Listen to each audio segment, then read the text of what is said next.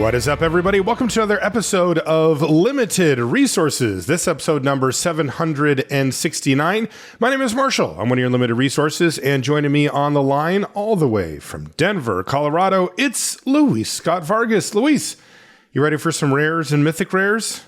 Let's do it. We also got a bonus sheet too. Special friends and invited guests. What is it called? Special guests. Yeah, Special guests. 10 cards there. 10 cards as well. I do miss the full bonus sheet. They've been kind of toying around with it. This is like a 10 card and they don't come up very often one. But, then there's the 30 cards or whatever it is that they come up once per pack. And I really like that one. That I want one of those and nothing else. But they decided not to. Like Brothers War did a pretty good job of having like I think a cool bonus sheet. March of the Machines. Those are the kind of bonus sheets that I typically liked. The bonus sheet golden age. Hopefully it's not behind us. Anyway, we're going to go over every single rare and mythic rare in Duskmourn today. Before we do, we want to say thank you to everybody who supports us on Patreon. It's patreon.com/limited resources, and there's a link in the description for that. If you want to support us directly, that's the way to do so. We're also sponsored by Ultimate Guard. Thank you, Ultimate Guard, for your sponsorship of the show. We really appreciate it. If you need anything to protect your cards, your decks, your collection, you can head over to ultimateguard.com to check out all of their products. They have a full line, sleeves, decks, boxes, backpacks, all that kind of stuff to get your cards where you need them to go. And then if you want to pick up something, you can go to your favorite online retailer or your favorite local game store. Thank you, Ultimate Guard. We really appreciate it. Grading scale. We are going to be putting a grade on these ones, Luis, and it even stands out a little bit more in the Rare and Mythic Rare Review show. Yeah, we use an A through F grading scale with 2 subgrades, and we're going to start at the top with the A's. These are the bombs, the game winners, the cards that are good in many situations, especially when behind, and the best cards in the set. So we're going to see a good amount of A's because that's typically where they live here in the Rare and Mythic Review. Cards like Season of Loss or Fecund Green Shell. B's are cards that actively pull you towards their color pair. Headliners for a set, reasons to be in those colors. Cards that you're pretty happy taking early, but aren't quite bomb level. We're talking cards like Wix Patrol or Harvest Host. D's or C's rather are the Pawns of Limited. These are fairly interchangeable. You'll get a lot of them. And these are the cards that you don't see tons of C's in the Rare and Mythic Review. The Rares and Mythics tend to cluster on the 2 poles, either really, really good or quite bad. We're talking cards like Glide Dive Duo or Nettle Guard. D's are cards that are sometimes playable, but you'd prefer not to run them. Mediocre or kind of junky cards that are situational or with a high setup cost. Cards like Whisker Quill Scribe, Barkform Harvester. And then F's, we will definitely see some F's here. These are cards that are incredibly narrow or cost 1 million mana, or just cards that don't really apply in limited. Cards like Dawn's Truce. Our 2 subgrades are Sideboard, which these are cards that in the main deck you wouldn't think were great. They're like D or maybe even F level, but out of the board they can be B's or C's. Luis is going to sneeze. Nope, it's going to go away. He lost it. Oh, you had it. F's are cards that are like Dawn's Truce, like I mentioned. Sorry, I had a sneeze just like I know. I was commentating your almost sneeze. We're talking cards like Wear Down for sideboard. Funnily enough, in this particular format, Wear Down is a good main deckable card because I think disenchants are very good in Duskmourn. But the point remains, there are cards that you wouldn't want in your main deck but can be very good in a best of 3 scenario. And then lastly, we have Build-Arounds. We will see a fair amount of these. These are cards that by themselves don't necessarily do much or anything, but when properly built around can actually be among the best cards in your deck. We're talking cards like Builder's Talent or Scavenger's Talent. I'm ready to give out some Fs, Luis. Oh, yeah. Yeah, let's get them. All right, first card up, we're going to start with black. And our first card is Demonic Council. This is 1 in a black for a sorcery. It's rare. It says, search your library for a demon card, reveal it, put it in your hand, and then shuffle. But if you have Delirium, instead search your library for any card. Put it in your hand and then shuffle. So when you look at a card like this, what you clearly have to think about is like, A, do I have any demons? And the answer is probably not. there is not a lot of demons. Like one of them costs like 6 black mana, that sort of thing. Mm-hmm. So how in are you for 2 mana blank unless you have Delirium, at which case it turns into Demonic Tutor? I'm not really that in for this. I think it's a neat card. Demonic Council getting a demon only and then Delirium becoming Demonic Tutor is a very cute design. Mm-hmm. But it is not a card that's, I think, going to be reliable enough for you to use on a regular basis. So what about the scenario where you do have exactly one demon in your deck? It gets quite a bit more enticing. Yeah.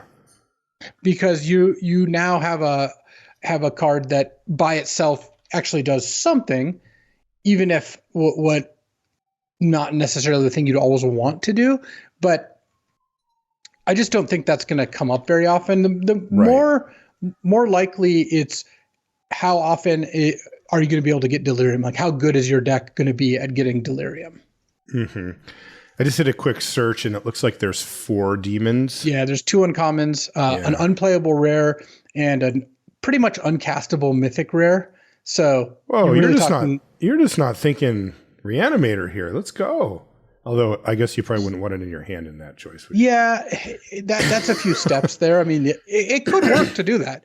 Tutor up Valgavoth, the 9-drop, discard it, then reanimate it. But like I said, that's a lot of steps. That is. So I mean, Miasma Demon and Vile Mutilator are both pretty good. These are the 2 uncommons that for 6 and 7. I think if you both had one of these, or maybe one of each, that would be awesome. And we're pretty good at getting Delirium, which some decks are good at getting Delirium. Mm-hmm. I could see this card being good, but one of the things that kind of puts me off it too is if you're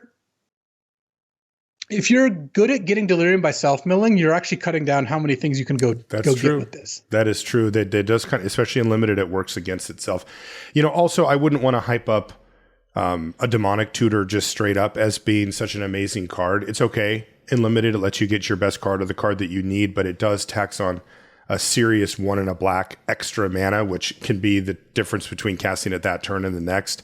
This is a sorcery, so you're kind of just tapping mana, saying go. A lot of the time, it can be pretty bad, even if you get it to that Demonic Tutor status.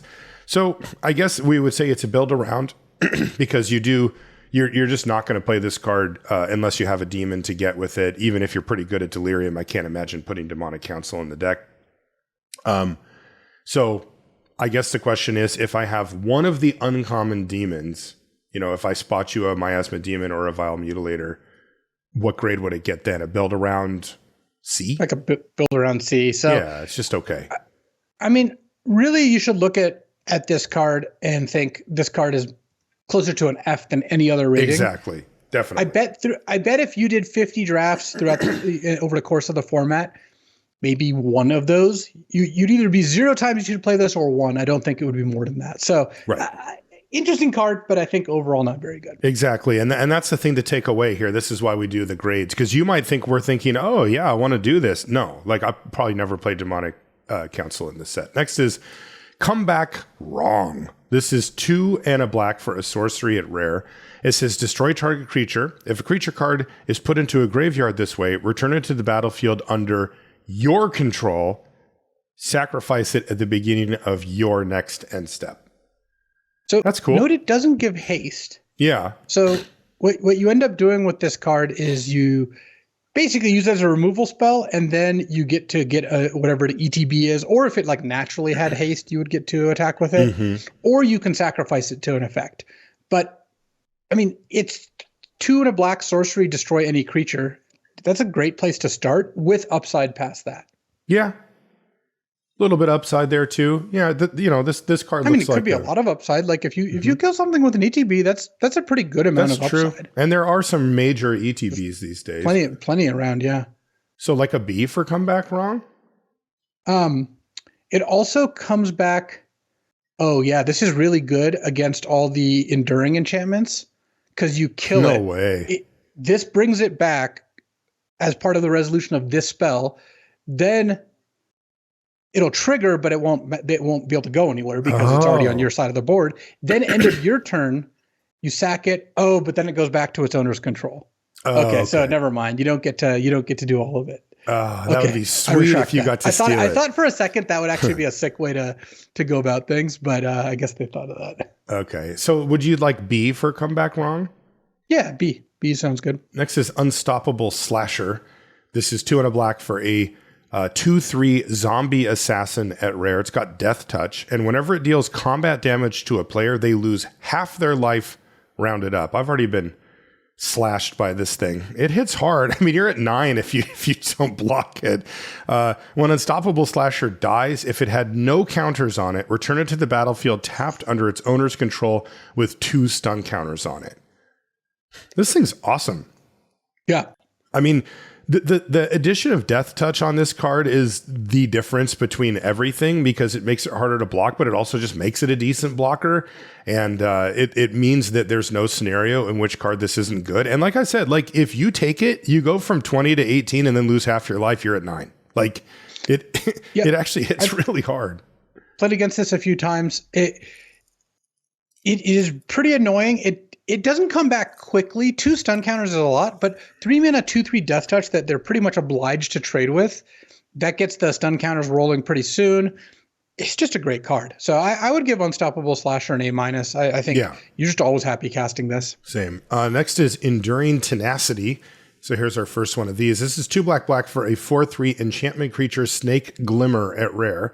And it says, whenever you gain life, target opponent loses that much life. So 4 mana, 4/3 with that ability. But when it dies, if it was a creature, like it is now, return it to the battlefield under its owner's control. It's an enchantment that isn't a creature anymore. But therefore you get that static ability.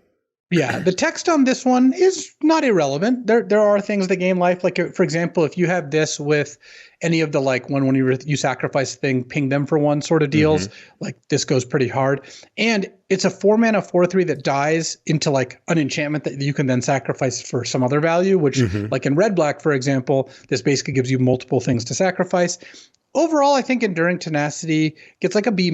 Like it's just, for 4 mana, you're getting a pretty good deal. It's not usually going to be the most important card going around, but it is going to be a good value card. That's right.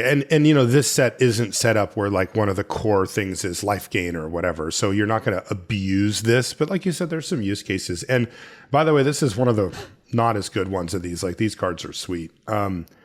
Next one is Leyline of the Void. The old school Leyline of the Void. 2 black for an enchantment. And it says if a card would be put into an opponent's graveyard from anywhere, exile it instead. That's what it does. And then Leylines have the ability that if they're in your opening hand, you may begin the game with it on the battlefield. So you get to effectively have it for free if it happens to be in your opening hand, which is, you know, very tempting. That getting something that's worth 4 mana for free is amazing. The problem is that Leyline of the Void isn't worth 4 mana or the card. Yeah, it's... I think every Leyline I've ever seen has been a 0 and limited, just straight up F. Like, yeah, I can't really think of an exception off the top of my head. So yeah, is there a sideboard scenario for this? Like if you're playing against Reanimator, even in a matchup where you would want this effect, spending 4 on it is terrible, and it doesn't do anything to anything that came before it. And if you open it in your hand, yes, that would be good, but I just don't want to draw a brick in the middle of the game. Totally. And even when this effect is decent, sometimes you'll open with this in your opening hand and it won't do that much either. Totally. Yeah. F for Leyline of the Void. Next is Meat Hook Massacre 2. The Redux. It looks like they doubled it. It's black, XX. That is a astonishing mana cost there. So 4 black mana is your base, and then X times 2. So you're in for 6 at the very minimum. It's a legendary enchantment. It's mythic. And it says, when it enters, each player sacrifices X creatures. So if I spend 6, we each sack 1. Yep. Whenever a creature you control dies, you may pay 3 life. If you do, return that card under your control with a finality counter on it. And then it says, whenever a creature an opponent controls dies, you may pay 3 life. They may pay 3 life. If they don't, return that card under your control with a finality counter on it. How good is this at 6? Well, first of all, you can cast this for 4 mana. It does still have the effect of when it sits in play every time. Basically, every time something dies, either they're paying 3 life or you have the option of paying 3 life. Like usually they're going to not let you get their creatures because letting you get their creature is a pretty big deal. So that's a pretty good start. Obviously, the more you can sink into this, the better, because you then get a bunch of triggers. Like if you cast this for 6 mana, you both sack a creature. Now you get to pay 3 life. You basically keep your creature, and then they have to either lose 3 life or give you a creature. That's a pretty good swing.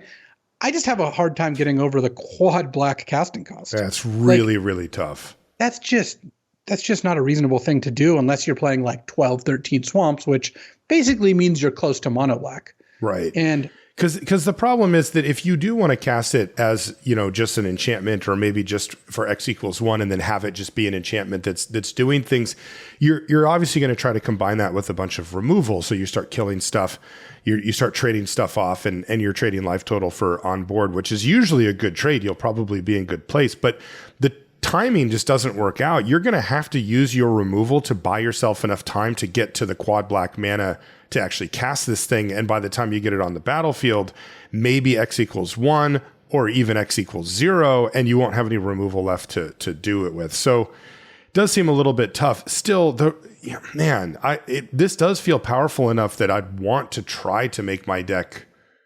I mean, if this cost black, and then like black 2, right? If it was only double black, but the same total cost, I would give this card probably like a B.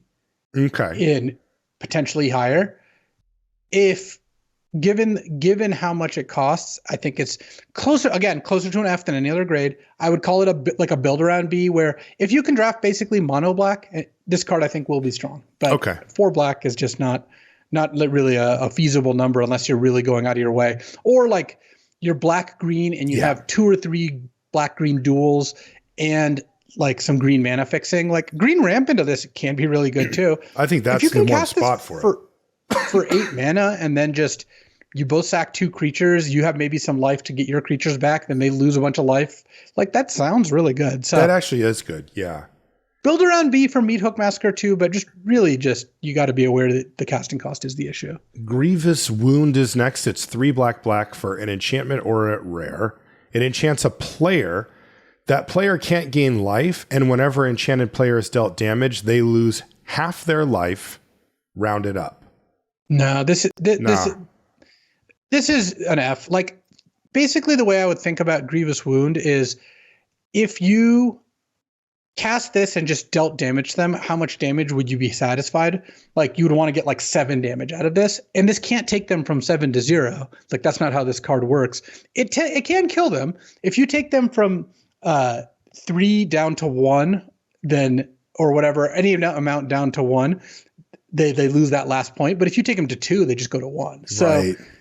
I think Grievous Wound is an F. Like it just doesn't do enough. Too expensive. Next is Overlord of the Baelmerk. This is 3 black for a 5/5 enchantment creature, Avatar Horror, and it's mythic. And it says impending 5, 1 and a black. It says if you cast a spell for its impending cost, it enters with 5 time counters, and it isn't a creature until the last is removed. At the beginning of your end step, remove a time counter from it.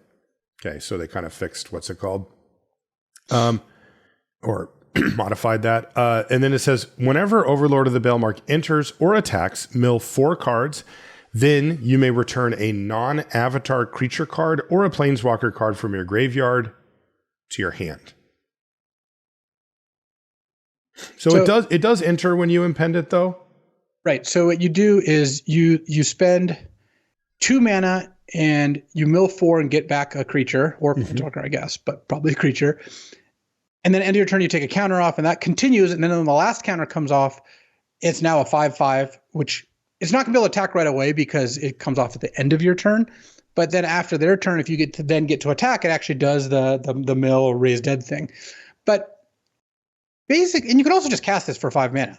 That is in some ways the stronger mode, is just spending 5 mana, 5/5, immediately raise dead something, and then threaten to do it again next turn if you attack.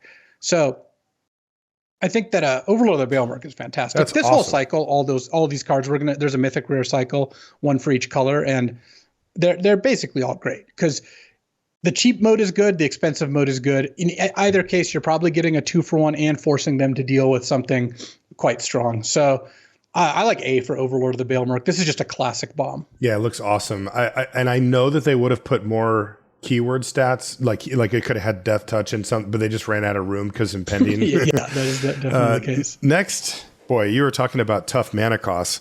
Doomsday Excruciator costs black. It is 6 black mana for a 6/6 demon at rare. It's got flying. And when it enters, if it was cast, each player exiles all but the bottom 6 cards of their library face down. And then it says at the beginning of your upkeep, draw a card. So what's interesting is if you reanimate this, you get a 6/6 flyer that draws you 2 cards a turn. Mm-hmm. And that is pretty good.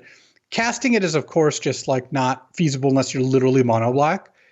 So would you play this in like a reanimator deck that had good discard outlets and mill and a bunch of reanimation? Yeah. Yeah.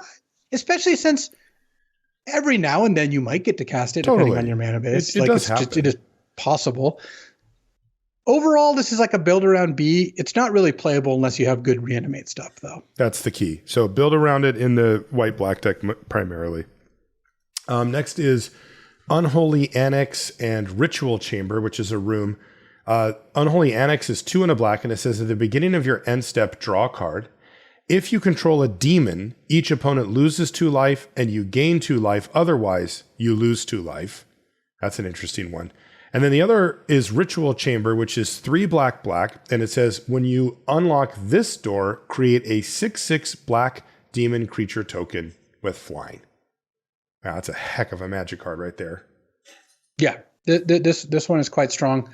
I mean, first of all, I caught your 3 sneeze. black for a 6/6 flyer is a good deal, though the flyer being a token does make it worse. There's a decent amount of like bounce type effects. Mm-hmm. But still, 5 mana, 6/6 flyer. And then if you get to use Unholy Annex while the demon's in play, you're going to win really quickly because you're drawing an extra card and nugging them for 2 and gaining 2. I did have this card in the deck, and sometimes you just have to like play Unholy Annex, lose some life, play Ritual Chamber, unlock that room, and just kind of hope they can't kill it. But you almost always get the one turn where you, at end of turn it triggers and you get to do the draw and make them lose the life and gain the life. And that makes up for at least a turn of losing the life. Plus, I mean, if you have extra cards, you can usually find a way to win the game from there. So I think this card is overall pretty good. It does have some risk to it. The other thing that's nice though is if you have ways to sack enchantments or artifacts, which enchantments, there's a bunch of ways to do that in red black or even just mono black, and you can just sack the Unholy Annex if it's costing you too much life. Yeah, and of course you could just never cast or unlock that room, right? Like you could also do that if you think it would be too risky. Yeah. Yeah, I mean, there's nothing wrong with a 5 mana 6/6 flyer, right? Like that thing's going to do some work, even if it is a little fragile. There's a lot right with a 5 mana 6/6 there flyer. Is. This card seems awesome to me. Flexible, powerful. If you ever get both modes going, that's just completely stupid. Like the game. Yeah, you probably really 3-for-1 them. Like if they don't answer it, they die. And the fact that there's a lot of ways to sacrifice enchantments makes this card even much less of a risk than it would be otherwise. So I just like A for Unholy Annex Ritual Chamber. A. Next is Valgavoth Terror Eater. This is the mythic demon that we mentioned. So this one's 6 black, so 9 mana total for a legendary elder demon. Again, mythic rare. It's a 9/9 flying lifelink, and it has ward, sacrifice 3 non-land permanents. And it says if a card you didn't control would be put into an opponent's graveyard from anywhere, exile it instead, and during your turn, you may play cards exiled with Valgavoth. If you cast a spell this way, pay life equal to its mana value rather than paying its mana cost. That is awesome. That is a sweet 9-drop. Like if you're going to, if I tell you, Luis, as a, game designer, like, all right, buddy, legendary Elder Demon Mythic 9 mana, go, right? Like this is a good place to end up. I mean, this is a build around in the sense that you can't just plan to cast it, though. Obviously, like a green-black ramp deck could maybe get there, and a Reanimator deck can, of course, cheat it into play. I would look at Valgavoth as kind of like a builder on A, where if you can reliably find ways to get this into play, it's going to win you the game. Like reanimating this will win you the game, like way more than most things. So I actually do think this card is legit. I do too.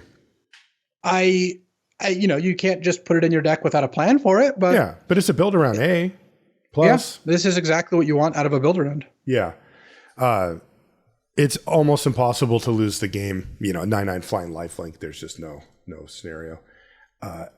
For getting attacked after it comes in. Next and last black card is Funeral Room Awakening Hall. Funeral Room is 2 and a black, and it says whenever a creature you control dies, each opponent loses 1 life and you gain 1 life. And Awakening Hall is 6 black, so 8 mana. And it says when you unlock this door, return all creature cards from your graveyard to the battlefield. 8 mana, huh? So what I like about Funeral Room and Awakening Hall is that Funeral Room buys you the time to get to Awakening Hall, which is pretty sick. I've had this card and I played against it, and it has just been an awesome card. I would always be happy just paying 3 mana for an enchantment that's like whenever one of your creatures dies, you gain a life, your opponent loses a life, because it's just such a strong effect and you can build around it. There's a decent amount of support. And then have that come with an 8 mana, like pretty close to I win button. That's awesome. I think this card is incredible. Like you do have to do a little bit of work to make Funeral Room good, but once you do, like you end up in a really nice spot. Yeah, it's weird. I would have given it a lower, much lower grade. Like you really think Funeral Room itself is that good on its own? It's pretty great. Yeah. I mean, I don't get it. Like I'm paying 3 mana for a not creature that how many times does this trigger over the course of a game? Like 3? It's easy to trigger this 5+ times. Like you just put but my 2 mana 1/1 are rats every time. Yeah, you put 2 mana 1/1 rats that die into manifest. You can make glimmers. Like there's just ways to do it. Okay. Seems a little clunky to me. And then I have to get all the way up to 8 mana. It is a win if I do it, so I like that part. What were you going to give it? I just don't think you're paying much for the Awakening Hall part of the card. Like, okay, you're getting that on a card, which I think is already pretty good. Really? So if I said, hey, there's an uncommon, it's an enchantment, it's 2 and a black, and it has the thing, you would just be like, cool, I'm just throwing this in my deck? I mean, if you took it early enough to build around it, it can be strong, yeah. Okay. So are we talking build around then? I would consider this a build around. Like, you do need to do some work to make it good, but it's like a build around A. Like, this is just a really good card to start a draft with. I can definitely buy that. What about in a deck that you didn't build around it? I would have played this in most black decks I've had so far. It's still playable at least. Okay. I think so. Yeah, build around the Awakening Hall part is a big part of it. Yeah, like, totally. I mean, that's a game win. Yeah. It just gives you a goal. So all you have to do is survive. And in fact, it even just incentivizes you to be chumping with your creatures so that eventually you can just go flip Awakening Hall and win from there. That makes sense. Yeah. I'd love to pair this with anything with Death Touch, like just make my opponent miserable. Okay, sweet. That's a fun build around for sure. Lots of demons, lots of demon referencing here, given that we've only got 4 in the set, but there we go. That's black. Let's move to red. Our first card up is Chainsaw. This is 1 and a red for a artifact equipment at rare, and it says when it enters, it deals 3 damage to up to 1 target creature, and it says whenever 1 or more creatures die, put a rev counter on Chainsaw, and equipped creature gets plus X plus 0, where X is the number of rev counters on Chainsaw, and the equip cost is 3.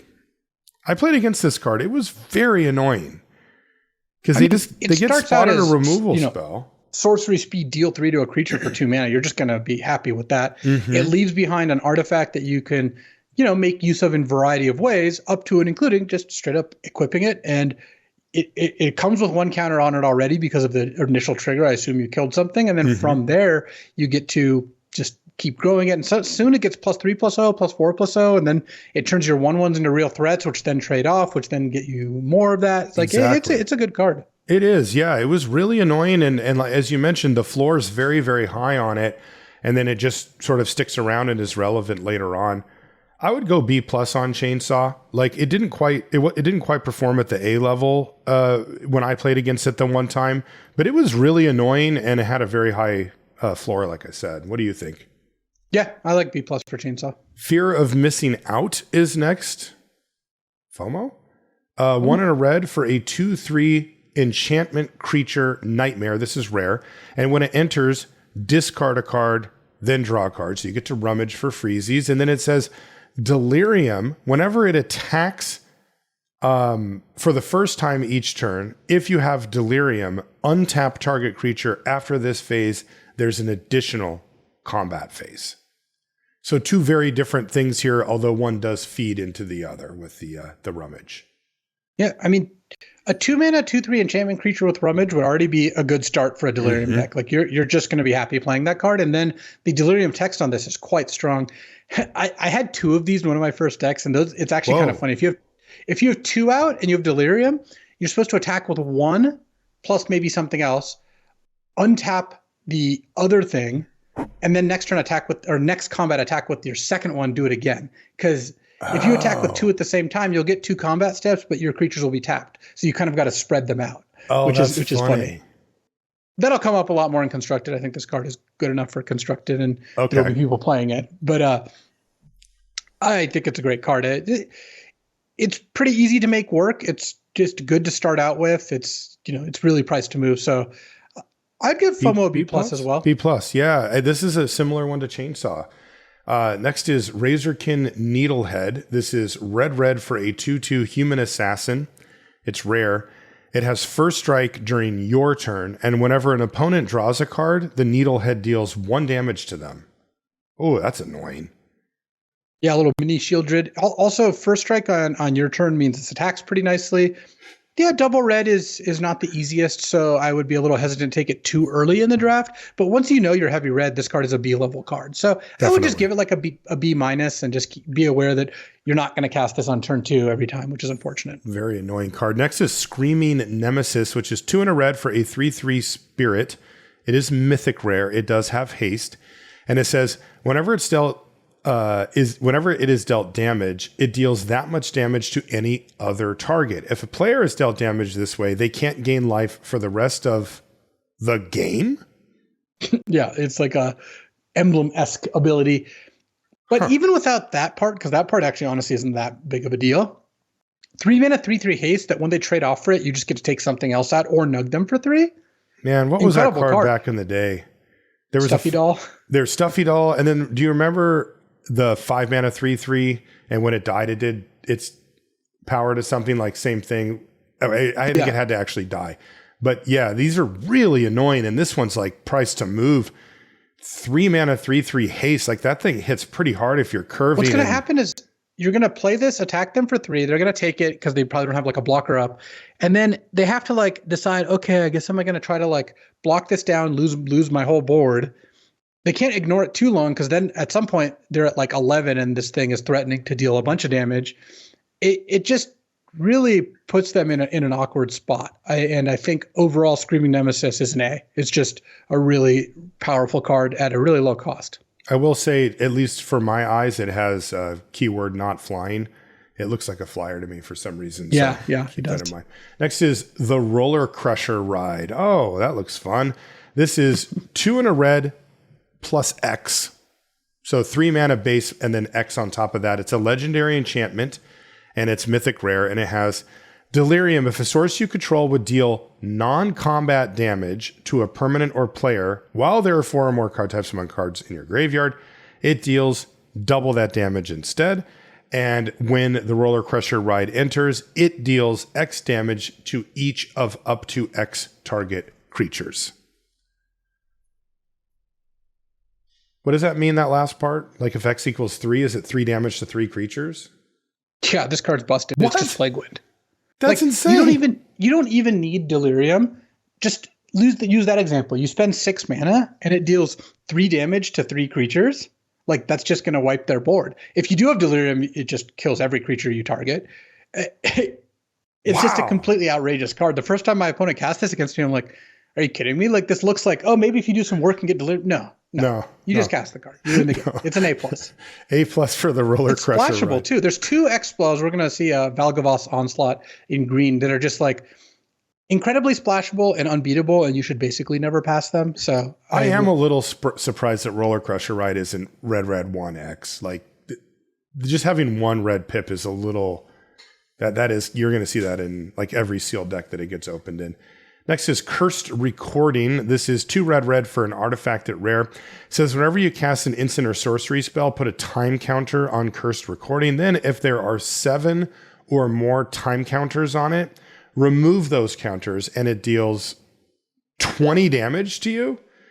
Okay. You can also tap it and it says when you next cast an instant or sorcery spell this turn, copy that spell. You may choose new targets for the copy.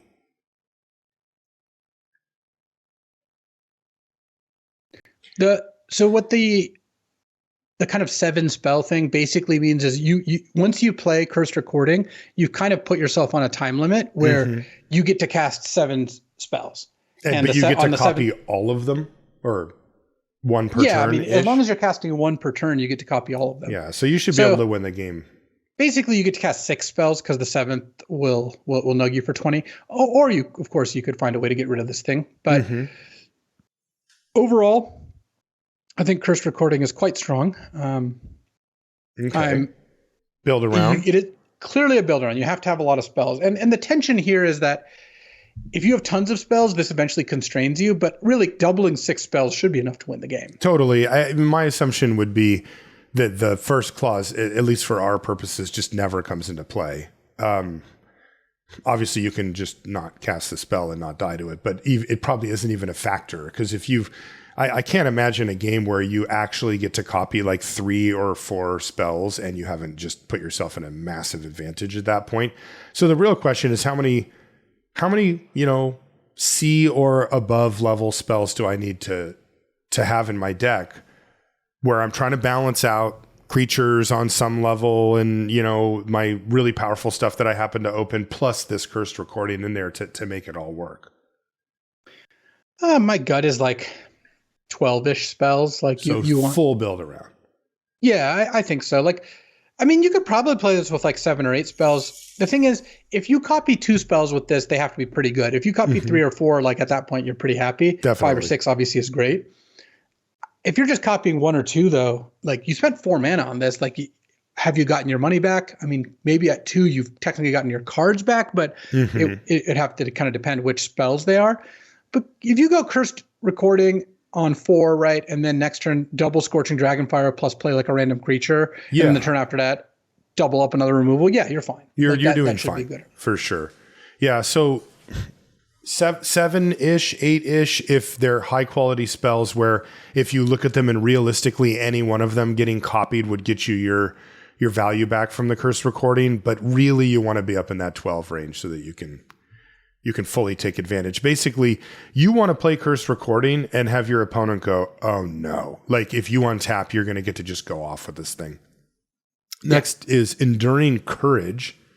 So what is that actually? Sorry for Cursed. Like a build around, like it's powerful, right? I mean, build around B+ or something for it if you do the thing. Yeah, I would say something like that. Not quite A level, but still pretty good.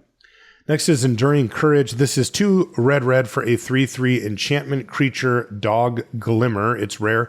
Whenever another creature you control enters, it gets +2/+0 and gains haste until end of turn. And when Enduring Courage dies, if it was a creature, return to the battlefield under its owner's control. It's an enchantment that's no longer a creature. Wow. +2/+0 and haste? Like that's mean. And no mana spent, Yeah, you're not ignoring this one. Like right. With this in play, let's say they've even, killed it. So this is not a creature anymore. Is your opponent going to attack you when they're at like 7 life and then you're just going to go, okay, play a 2/2 attack you back for 4? Right. No way. They just kind of have to leave creatures back, which is a pretty big cost. And then they have to trade down. Also, this just triggers for any creature. So if you can put a few tokens in, all of a sudden, Glimmers are 3-powered attackers right now that you didn't know were coming.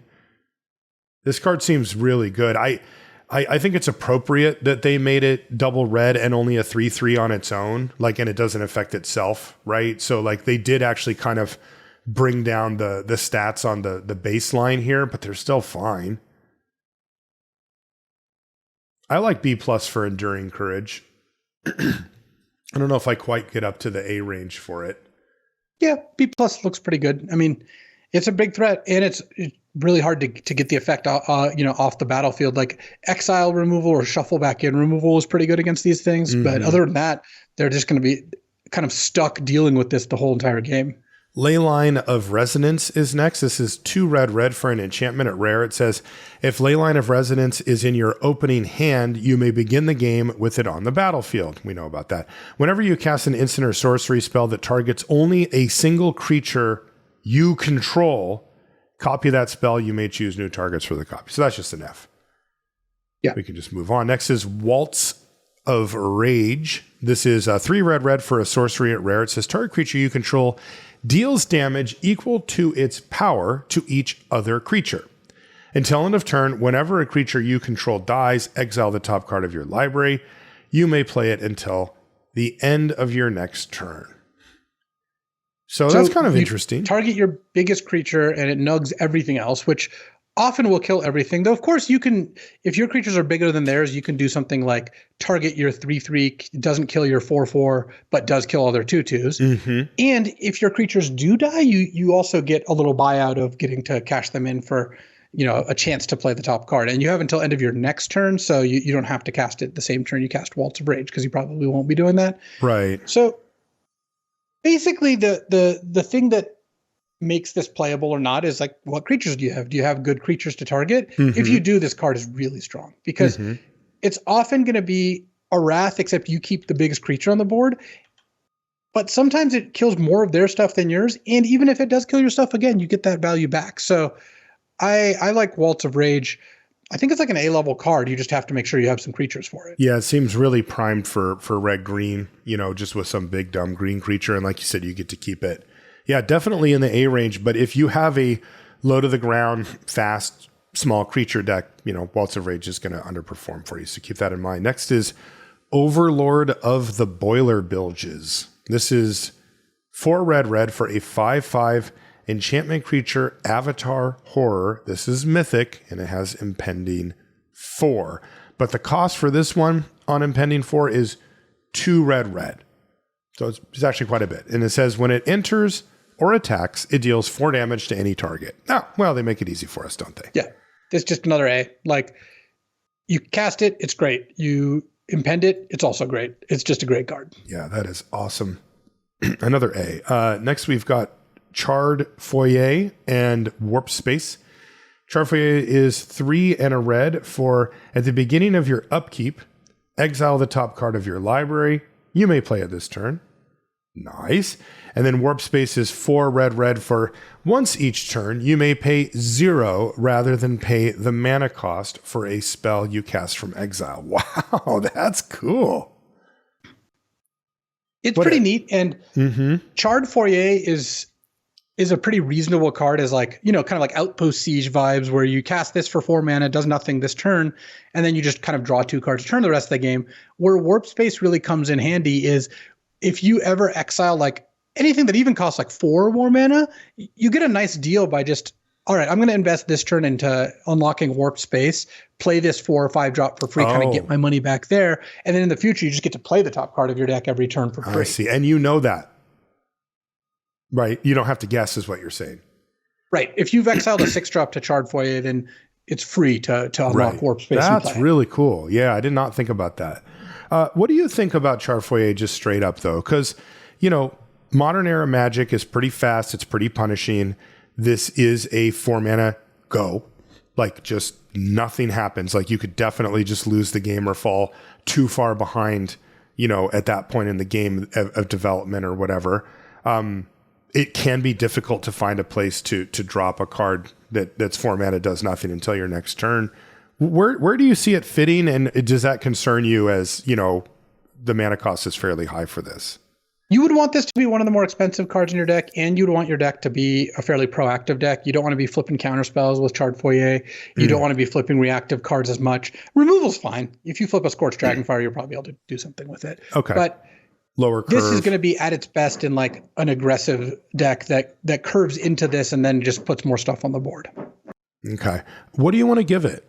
Because this, to me, is the type of card that obviously has a very, very high ceiling, but the floor is very low. I mean, this just does literally nothing when you first cast it. Like, it's asking a heck of a lot from you.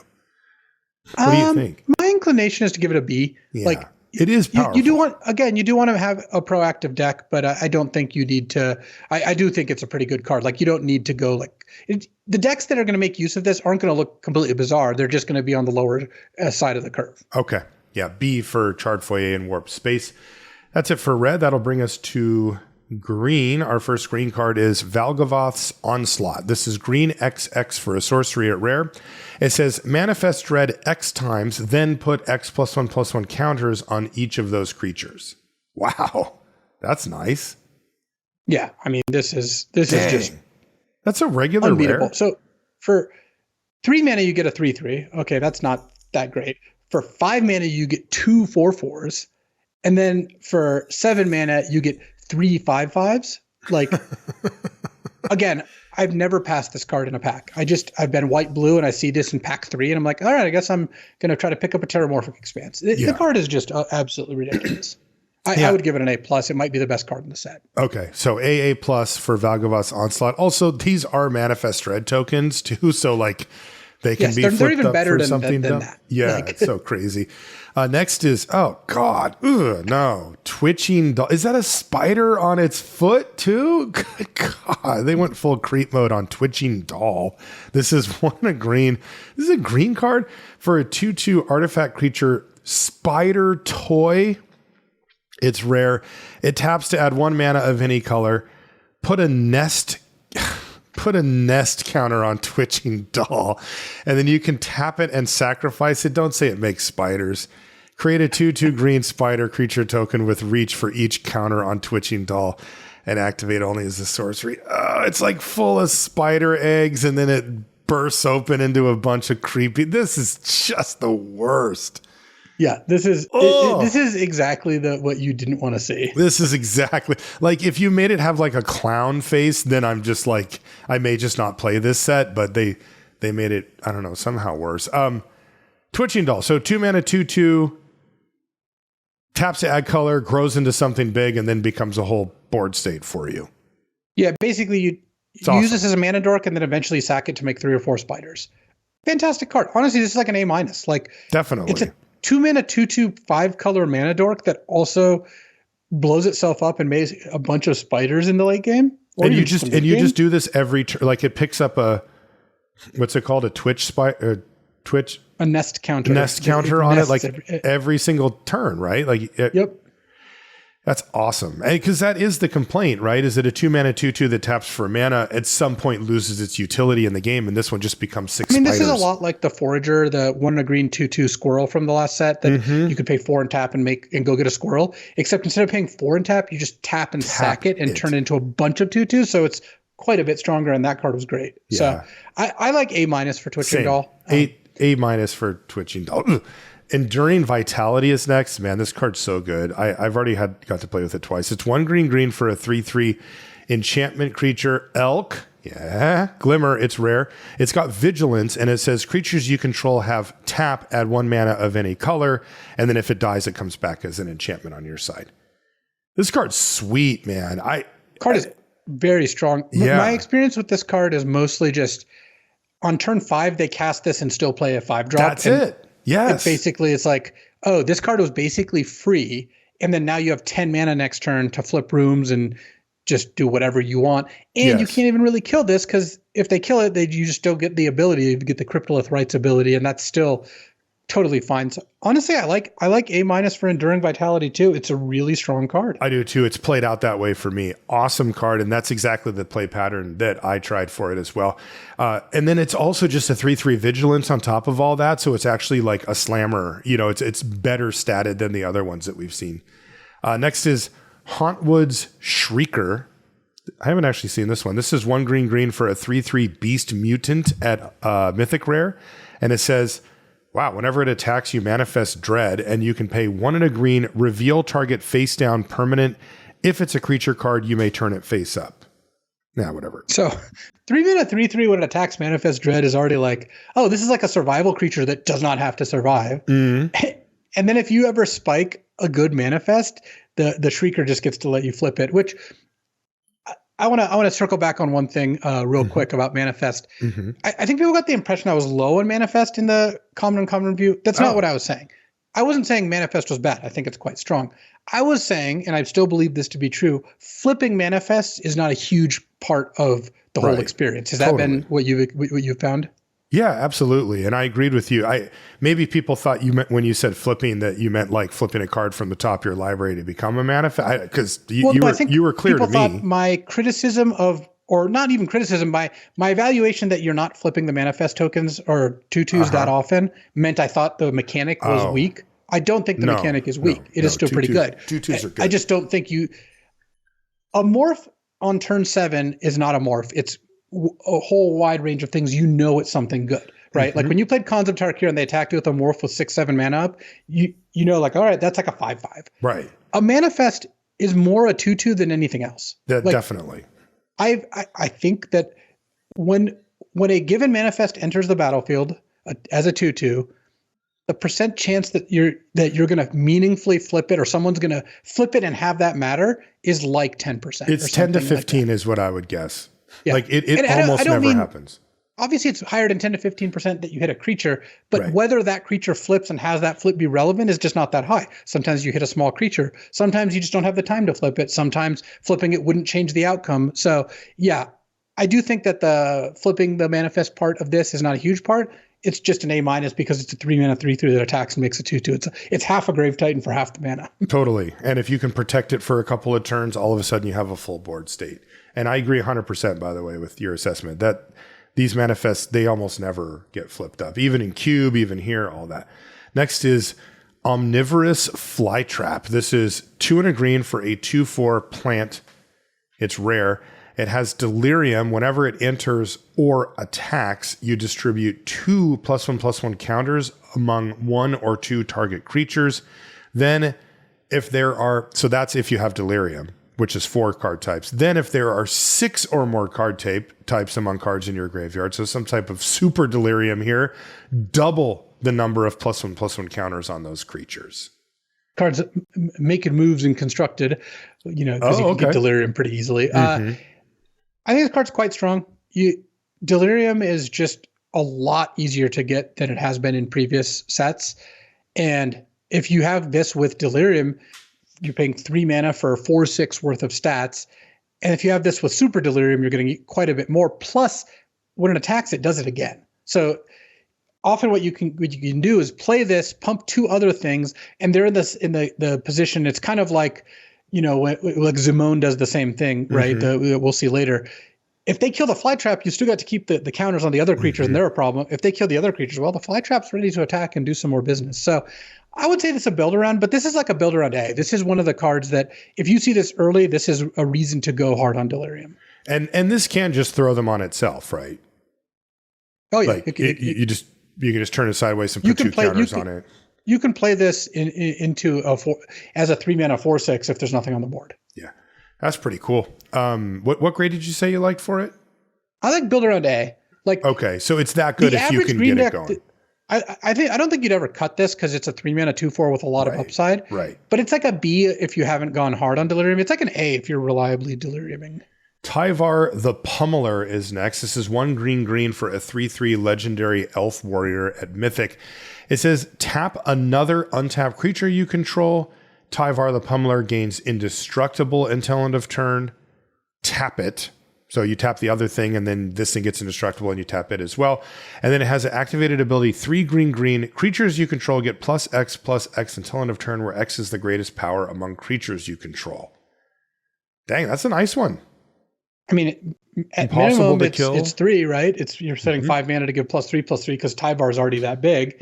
And obviously, when you have a 4/4 or 5/5 out, you probably just win the game. Yeah. Plus, how are they killing this? The indestructibility doesn't cost mana. No, that's ridiculous. That is completely ridiculous. That means you could theoretically keep it protected 3 times in a turn. Like easily. Like they're just never going to be able to kill this ever. So I mean, does it green just just play has up? some Yeah, great this rares. is insanity. I think this these is also rares. an A. Like, Yeah. what happens when your opponent plays this and you both have like 3 or 4 creatures in play, middle of the game? You can't kill this unless you have an exile ability or like an aura or something. Mm-hmm. And then next turn they're just like, all right, I'll spend 5 mana and I'll attack you, and all my creatures are bigger than all your creatures. Yeah, totally. And you're going to take 14, and yeah. No, this is an A. Tyvar the Pummeler. The fact that it's effectively impossible to kill just in combat, and then even most removal spells won't do it, is a game changer. Next is Hedge Shredder. This is 2 green for a 5/5 artifact vehicle at rare. Whenever Hedge Shredder attacks, you may mill 2 cards. Whenever 1 or more land cards are put into your graveyard from your library, put them onto the battlefield tapped, and their crew cost is 1. How is it 1? It's an efficient machine. It only needs one little thing in there to pilot it. I got to say, Luis, can we be done with vehicles? Like, they don't really, I don't know. I've never really resonated with them. They're not that cool. They're not that fun. They're not that interesting. And they're really hard to design because the difference in crew cost is so huge that you see weird stuff like this. Like, it's a 5/5, lawnmower, and it gets crewed by one thing. Like, it just doesn't, it feels weird. Anyway, I mean, I think I'm done with farming. vehicles. You have one farmer doing the work of 100 people now with all these machines. Yeah, that's true. Is this card good? It seems good. Oh yeah. Like, if you're too far behind, obviously, it doesn't necessarily do anything. But at crew 1, it means if you play this on 4 and you played anything prior to that, you at least have a 5/5 blocker. Totally. When it attacks, you're often going to get a land out of the deal. And if you just have this in play and start casting, like, say its name or any of the self-mill stuff, you just randomly get free value. So I like B+ for Hedge Shredder. I do too. I like the card, so maybe vehicles stay. Kona Rescue Beastie is 3 and a green for a 4/3 legendary beast survivor. It's rare. It says survival at the beginning of your second main phase. If it's tapped, you may put a permanent card from your hand onto the battlefield.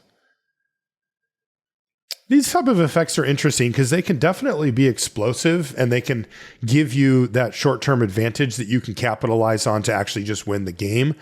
But, they don't give you cards or any type of long-term benefit. It's just like a huge mana burst. And sometimes that's enough, to get you across. But sometimes it doesn't do that much. What do you think about Kona Rescue Beastie? I've had Kona. I think it's just okay because 4 mana 4/3 is at a stat to cost ratio where it's not going to survive under normal circumstances. That's a pretty big dividing line for survivors where if you cast Kona, the average game, it will not live through your attack the next turn unless you have some way to remove their blocker, pump it, whatever. Those things all exist, so it's not that hard to do.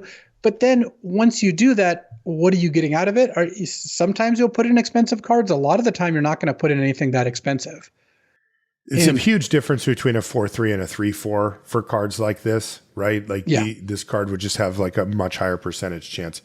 I would give Kona Rescue Beastie like a C. Like, this card seems just okay to me. You can definitely put it in your deck, and sometimes something stupid will happen, but I'm not really working that hard towards that. Next is Leyline of Mutation. This is 2 green for an enchantment. It's rare. It says you may pay Wooburg, white, blue, black, red, green, rather than pay the mana cost for spells you cast, and it has the Leyline ability. Another F. At least they made it easy for us. Next is Balustrade Worm. This is 3 green for a 5/5 worm.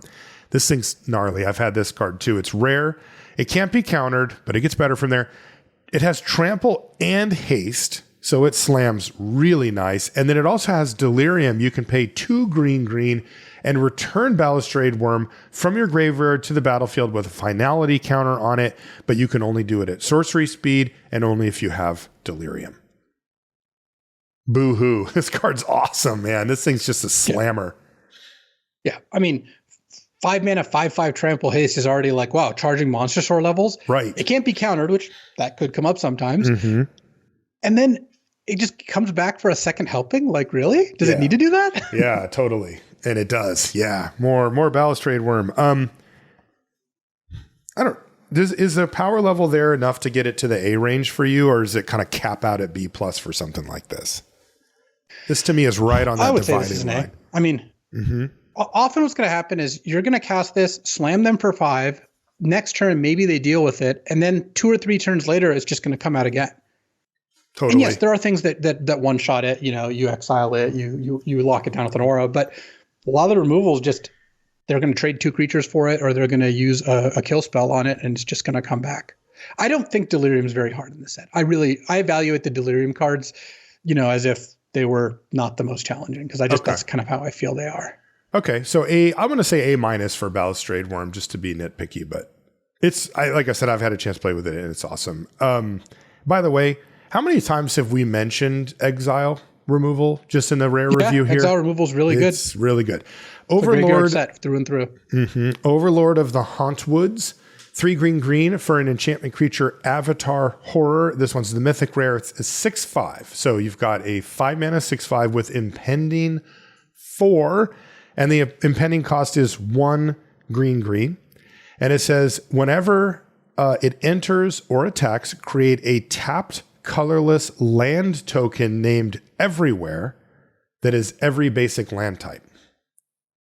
So you pay 5 mana and boom, you get a tapped anything land, and then whenever it attacks, it spits them out. Or you can pay 3 mana for impending as a ramp spell.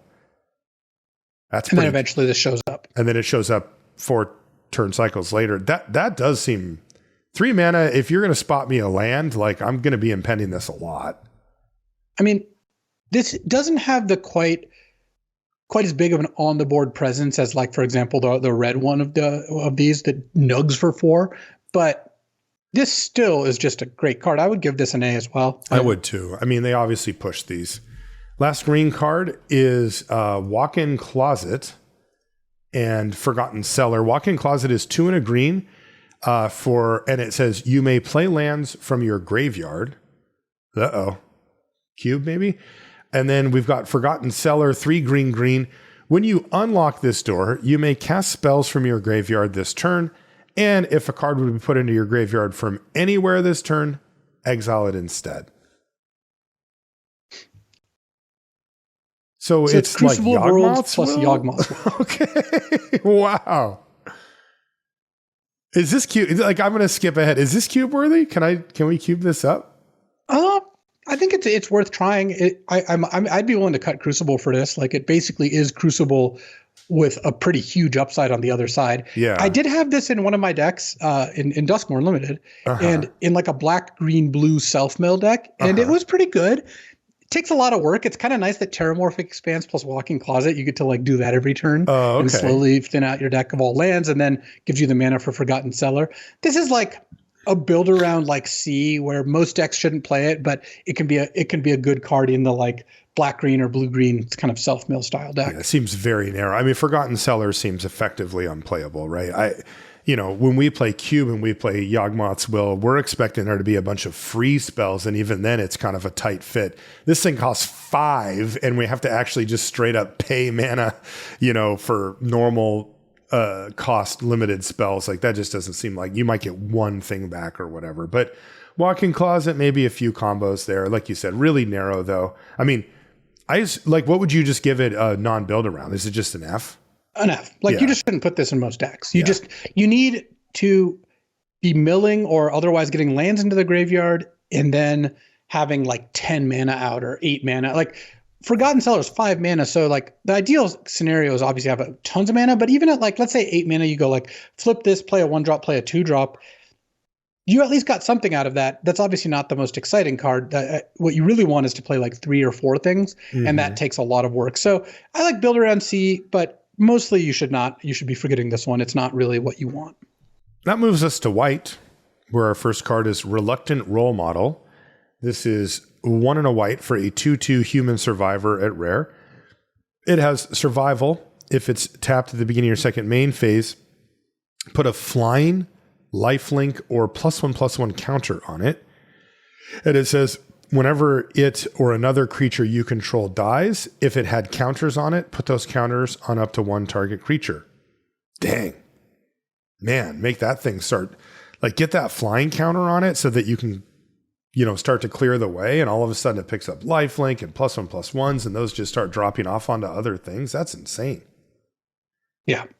That's a really this great is one of the best survival creatures. Just 2-mana 2/2 that immediately gives itself lifelink, so then it just picks up the rest of the counters. And you don't even need the last part, but getting to move its counters means it just the fun never ends for your opponent if this gets rolling. Totally. This is the type of card that you would definitely spend, in any way you could to get that first counter, especially, man, that first flying counter. Because there's the common that does that, and like that usually does end up chipping in for another 2 or 4 before they bother to deal with it. Like this is one of the biggest lightning rods I've seen in a while too. Like somebody play this on 2, like they will do anything they can to just get this thing off the board. You know what you want against this? What's that?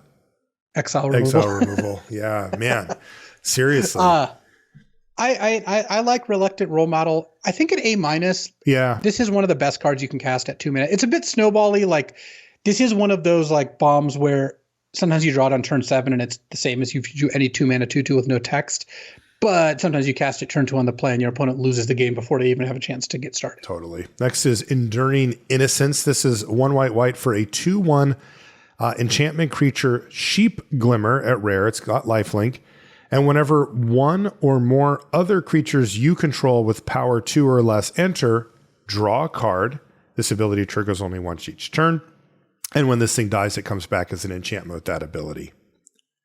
I want to make a little side note that I like how few cards say this triggers once each turn in the set. I found that to be really fun. I generally think that text is kind of a symptom of poor design more than anything else. It's a stopgap to stop things from getting out of control, but I think it's a very fun limiting one. It's like, you've already been on the swings for 5 minutes today. You can't be on the swings anymore. Right. That's the vibe I get. And I think it's fine on this card. I'm not complaining about it. I've just been pleasantly surprised by how many cards in this set that could say that just don't. Like Gremlin Tamer makes a 1/1. Like all the eerie stuff is just like you get this as many times as it happens. Well, and for limited, there's no like it should totally not have that, right? Like this is to stop some type of stupid I drew 10 or whatever. Yeah. I mean, I think that it's fun. I'm glad that they found more ways to do that. As for this card is fantastic because it's a mana or a card draw engine that doesn't even put you behind on board because you get to block with this, trade for something, gain 2 life, and then you still get that text in play. In some ways, it's better to trade this off sooner rather than later because then Scorching Dragonfire can't get it off the board. Yeah, no kidding. You can't let them find their exile removal. No, I mean, this all you great. want when you're talking about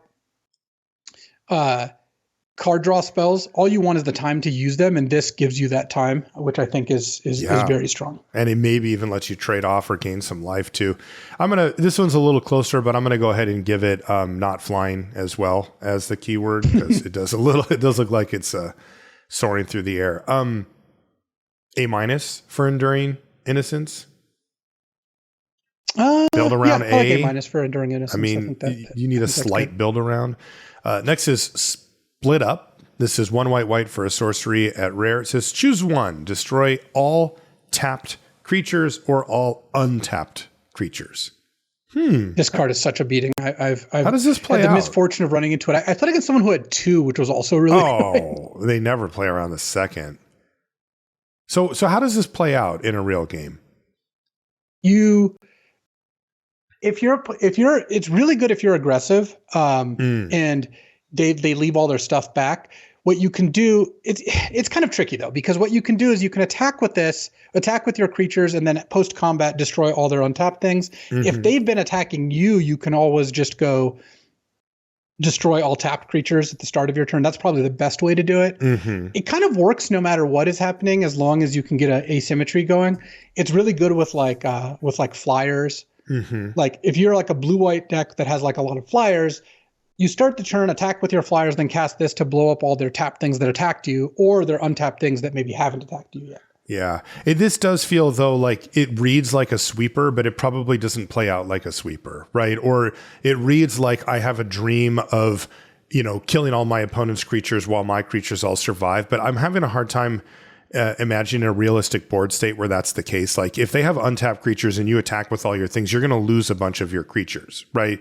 And it's not that common that you have a bunch of untapped creatures and they just tap all of theirs right into yours. These are not normal. Right. The way that I could see it is if you were in a full-on race situation where you're both just running by each other, attack with everything. Cool, I attack with everything, and there's some information discrepancy where one person doesn't know that they're going to lose, and split up could be that information where it's like, well, if we find ourselves in an all-out brawl, I'm going to be able to do one of those plays that you just described where, I untap my things, I blow up all your tap creatures, and then I win the game. But this does feel like a thing that you could maneuver into a situation where you could make it advantageous for you, even if it's not Plague Wind very often. Yeah. Does that sound right? I don't think it's that hard to have this be good. Because again, it doesn't have to only destroy their creatures, for it to be good. It can still be good if it's killing some of your own stuff. Okay. What grade would you give Split Up? I find this very difficult to give a grade having not played that. with. I'm less sure about. Like I think it's like. Is it like a B? A B. Yeah. Yeah. I would say B for Split Up to start. This is easily the type of card that like 2 weeks in, it could be an F or an A, and I wouldn't be shocked. It also could just still stay at B. This is really interesting design, and I'm curious to see how it plays out. Next is Toby Beastie Befriender. This is 2 and a white for a 1/1 legendary human wizard at rare. And it says when it enters, you get a 4/4 white beast creature token with this creature can't attack or block alone. And as long as you control 4 or more creature tokens you control have flying. I've passed on this card a bunch of times. I've opened it multiple times. And I think the biggest thing I have against it is that a 4/4 that says it can't attack or block alone, even though you get a 1/1 to start with, like if they have a 2/2 out, you're going to attack a 4/4 and a 1/1 into their 2/2. Right. Like you will just end up with a kind of awkward 4/4, and you're not really getting the last part of this very often. I don't think you're going to have 4 creature tokens in play and have the flying really be a big deal. Like it's just not going to happen. Feels like you're giving your opponent a lot of agency, right? Like of picking off the things that would enable the beast and maybe making it so that you spent basically 3 mana for a 1/1. I don't know if you could do anything else with it, fight stuff, sacrifice it, whatever, that might bump it up a little bit. But really the promise of this card is getting 5 power for 3 mana. And it feels like that's an incredibly good Magic card, and therefore you're probably not going to get it that often. Because if they just started printing stuff like that, where it was like, oh, it's no big deal, you just get the 4/4, that would get away from them pretty quickly. So I would start off a little more on the conservative side for Toby. I would probably give it like a C. Yeah. That's what I was thinking. C for Toby Beast Befriender. Next is Unidentified Hovership. Oh, God. 1 white for a 2/2. It's another vehicle. It's rare. It's got flying. And when it enters, exile up to 1 target creature with toughness 5 or less. When Unidentified Hovership leaves the battlefield, the exiled card's owner manifests dread. And once again, we have the decided crew cost of 1. I mean, this is kind of like a Skyclave apparition in the sense that they never get their thing back. It is gone. They get to manifest dread instead, which mostly will be weaker. Like if you killed like a 4/4, that's certainly on balance weaker. And you get a 2/2 vehicle that sometimes will chip in here and there. One thing that's nice about this is that it just kind of sits in play not as a vehicle, or as a creature rather. So you don't actually have to expose it to removal unless you want to as well. And then you get to chip in every once in a while when you feel like it. And then that's kind of fun flavor, right? The toughness 5 or less, like the tractor beam has to pull it off, but if it's too heavy, it won't go. Does seem pretty strong. Basically, it's an Oblivion Ring for a creature. Yeah, I think it's Oblivion Ring that has some upside. Definitely. Some significant upside, actually. Yeah. Yeah, this is like at least a B+, right? Unidentified Hovership? I would give it a B+. Yeah, That seems good. Leyline of Hope. Let's see if there's hope for any of these ley lines to actually see play. It's 2 white for an enchantment. At rare, it says if you would gain life, you gain that much life plus 1 instead. And as long as you have at least 7 life more than your starting life total, creatures you control get +2/+2. And then it has the leyline ability as well. Nope. Still out for this. Still an F. Next is Ghostly Dancers. I mean, you just need so much life gain to make that work. Next is Ghostly Dancers. It's 3 white for a 2/5 spirit at rare with flying. And when it enters, return an enchantment card from your graveyard to your hand or unlock a locked door of a room you control. And it has Eerie whenever enchantment you control enters. And whenever you fully unlock a room, create a 3/1 white spirit creature token with flying. Woo. Yeah, I mean, this card is just absolutely obscene. And it unlocks one for freezies too if it's already on the battlefield? Yep. Dang. Wow. Ghostly Dancers. That's really strong. 5 mana, 2/5 flying, and a lot of the time you're going to get spotted a 3/1 flyer immediately. And then if you ever get to untap with it and start playing enchantments or God forbid rooms, like it just pops off a bunch of 3/1s. And it doesn't have the once per turn clause either. I mean, this is kind of like a broodmate dragon, right? Like you cast Seriously. this. You cast this, you get something back, you get a 3/1. They have to deal with not only this, they also have to deal with whatever you got back plus the 3/1. Like it's just a complete mess for them. This is awesome. Yeah, I would give an A to Ghostly Dancers. There's a tiny build around element because it does need these enchantments, but that tends to happen naturally. And if you have this, you want to include a little bit more. But I mean, geez, it enters a battlefield and you're either getting to effectively draw a card or get like a mana bump of 4 to 6 mana or something. I mean, this is just wild. Yeah, I keep reading this card, right? and I'm like, how is this possible? All right, A for Ghostly Dancers. Next is the Wandering Rescuer. It's 3 white for a 3/4 legendary human samurai noble at Mythic Rare. This one has Flash and Convoke, which means you can tap creatures to pay for the colorless, to pay 1 mana or 1 mana of the color that they are to pay for the Wandering Rescuer. Wow. And it has double strike, and it says other tapped creatures you control have hexproof. Wow. That is a magic card right there. What a blowout. Yeah, I mean, what's going to happen a lot with this is like they're going to try to kill something, and you're like, slamming this, counter your spell. Now I have like a 3/4 double striker in play. Like, come on. That's ridiculous. Also, you can cast it sooner, so it's very hidden. Convoke is on it when it's in your hand, so they don't know that part's coming. Also, you can just ambush things. I mean, it's a 3/4 with double strike. Like most creatures that attack into this just get eaten.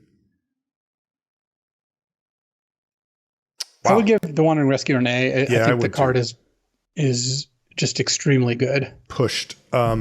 Next is Dazzling Theater and Prop Room. Dazzling Theater is 3 and a white, and it says creature spells you cast have Convoke. So once again, you can tap your creatures to cast your other creatures. And then it says Prop Room, 2 and a white, untap each creature you control during each other player's untap step. Yeah, this looks like an F to me. Like I don't think it really does anything is kind of the issue. Doesn't really do much. There's probably some interesting combos, but they wouldn't be worth the card. Next is Overlord of the Mistmoors. This is 5 white for an enchantment creature, Avatar Horror. This is the Mythic. It's 6/6, and it has Impending 4, but the impending cost is 2 white. And it says, whenever it enters or attacks, create 2/1 white insect creature tokens, God, with flying. Wow. These are like the new Titans, right? Yeah. And these are just, again, absolutely ridiculous. Wait, I could just pay 4 mana to get 2/1 flyers on turn 4? Yeah, and then later this thing just chills or whatever. Hey, we have an A+. That's cool. Yeah. Man, that is an amazing card. And it happens to be in white so that it is reanimatable when applicable. I mean, you don't even really need that to be part of the I'm just like here. throwing on the little tiny sprinkles on top of the cherry and all the other things on this sundae. They can kill it though. Like if you impend it, it is there, right? It's just not a creature yet. Yeah, it's not a creature, so they can use a disenchant on it. Okay. And that will work out fine. Last white card is Dollmaker's Shop and Porcelain Gallery. Okay, here we go. 1 and a white. It says whenever one or more non-toy creatures you control attack a player, create a 1/1 white toy artifact creature token. And then Porcelain Gallery is 4 white. Creatures you control have base power and toughness, each equal the number of creatures you control. I had this one, Luis. It's incredible. Yeah, it is absolutely. Like it just makes a bunch of things, then makes all your things into like 6/6s or whatever. It's so wild because it just spits out all these 1/1s, and then the turn that you actually get to 6 mana, it's almost impossible for that not to be the thing that you want to do because all of a sudden you have a bunch of 5/5s and the game's over. I would give Dollmaker Shop an A. You do need to be able to attack with something. But if you can, I mean, even if you could just trade it off, you're still generating advantage. And, this isn't white. You're going to be able to attack. Any one flyer will start spitting out these things as long as it's not a toy. I would give it an A. It performed extremely well for me when I had it. What do you think? Yeah, this looks like an A to me. You don't even really need to do much work to make this thing function. No, you don't. And the Dollmaker Shop is only 2 mana. So keep that in mind. It's not hard to get the ball rolling on that. Yeah. I mean, if you can, obviously if you play a 1-drop into this, you just win. But even if you don't, I think that just casting this, getting a thing back is just going to do exactly what you need pretty easily. It is. That moves us to blue. First card is called Silent Hull Creeper. This is 1 and a blue for a 1/1 enchantment creature horror. This thing is a rare. It can't be blocked, and whenever it deals combat damage to a player, you choose one that hasn't been chosen. So you've got a little wish list of 3 here. The first one is put 2 +1/+1 counters on it. The second one is draw a card, and the third one is it becomes a copy of another target creature you control. That is awesome. This card is so cool. I haven't played with her against, but this is awesome. Yeah. I mean, I had 2 of these in an early deck. What? And I had another one in a different deck. I mean, clearly the card is just unbelievably out of control. My experience with this card is you usually draw a card first, then put 2 counters, then copy something. Okay. But if the game is more about life total and racing, then you might put the counters on before drawing a card. And if the game is in a weird spot, sometimes you'll just copy something. Because note that once you copy, it just becomes that. It's no longer any of its previous characteristics. Oh, it doesn't have unblockable anymore? No, it doesn't have unblockable, doesn't have the comment ability, any of those So you things. really do want to do that last unless it's like amazing. Unless it's something like that's a really high payoff, yeah. Okay. Yeah. But, I mean, the card's an A. You cast it for 2 mana at any point in the game, and your opponent's going to be like, oh, I got to kill that. I got to kill that. I mean, you're getting a card back off of it, like you said, to kind of lock in the value first a lot of times. A for Silent Hull Creeper. That's absurd. Abhorrent Oculus is next. This is 2 and a blue for a creature, and it is a mythic rare. It is a 5/5, so it's a 3 mana 5/5, but it says, as an additional cost to cast this spell, exile 6 cards from your graveyard. It does have flying, so 3 mana 5/5 flying, but you got a really big extra cost there. And it says at the beginning of each opponent's upkeep, manifest dread. Wow. Okay, so they really front load. I mean, this is a 3 mana 5/5 flyer that on their turn spits out a 2/2 for you. Yeah, you immediately get a manifest under most circumstances. It's pretty hard for this not to at least survive until their upkeep. All that happens is they can't kill at end of your turn. And yeah, it is difficult to cast. You know what's really good at this? So many. What's that? Manifesting it. If you manifest it, you can just pay 3 to flip it up, and then it just does No everything. way. So That's ridiculous. it works really well in a manifest deck for multiple reasons, because it supplies you with manifests. It's good to manifest itself. Manifest fills the graveyard. If you first pick this, which you usually will, because I think it's a great card, I think blue-green is the first place I'd look, because green has a lot of really great self-mill. But honestly, any deck can be good as long as you put in the right support. I mean, I would try not to play like, blue-red or white-red is going to be able to use this a little worse than green or black. Mm-hmm. So I like A- for a Born Oculus. Yes, it can backfire sometimes, but the reward really is there. Okay. Yeah, they just put everything on this card. Next is Entity Tracker. This is also 2 and a blue. This is a 2/3 human scout at rare. It has flash, and it has Eerie, draw a card. Nice. That's very solid. Yeah, I mean, this doesn't gate you at 1 per turn. Each room is going to net you 2 cards ultimately. Also, like, this works with glimmers. Like, you just cast this, and then you cast one of the cards that put a 1/1 glimmer to play. You draw a card, or you play like the Grand Foyer, the room that makes another 1/1. You draw 2 cards. Like, Entity Tracker, I think, is just an fine card to start with. And yeah, it's not really even a build around in the sense that it's not hard to do that. You will naturally end up with a bunch of enchantments. Obviously, it's better the more enchantments you have. Yeah, and I also always love like a higher toughness flash creature. Like this absolutely can just eat a 2/2. And like a lot of times you won't want to put it in danger because this might be your card draw engine, and if it survives for a few turns, you might just win the game. But there are definitely times when you say go and you just need to flash it in and eat a 2/2 or a 1/1 with it. Next is the Mind Skinner. Triple blue is the mana cost. It is a 10/1 legendary enchantment creature nightmare rare that can't be blocked. It says if a source you control would deal damage to an opponent, prevent that damage and each opponent mills that many cards. Oh, this thing's just awesome.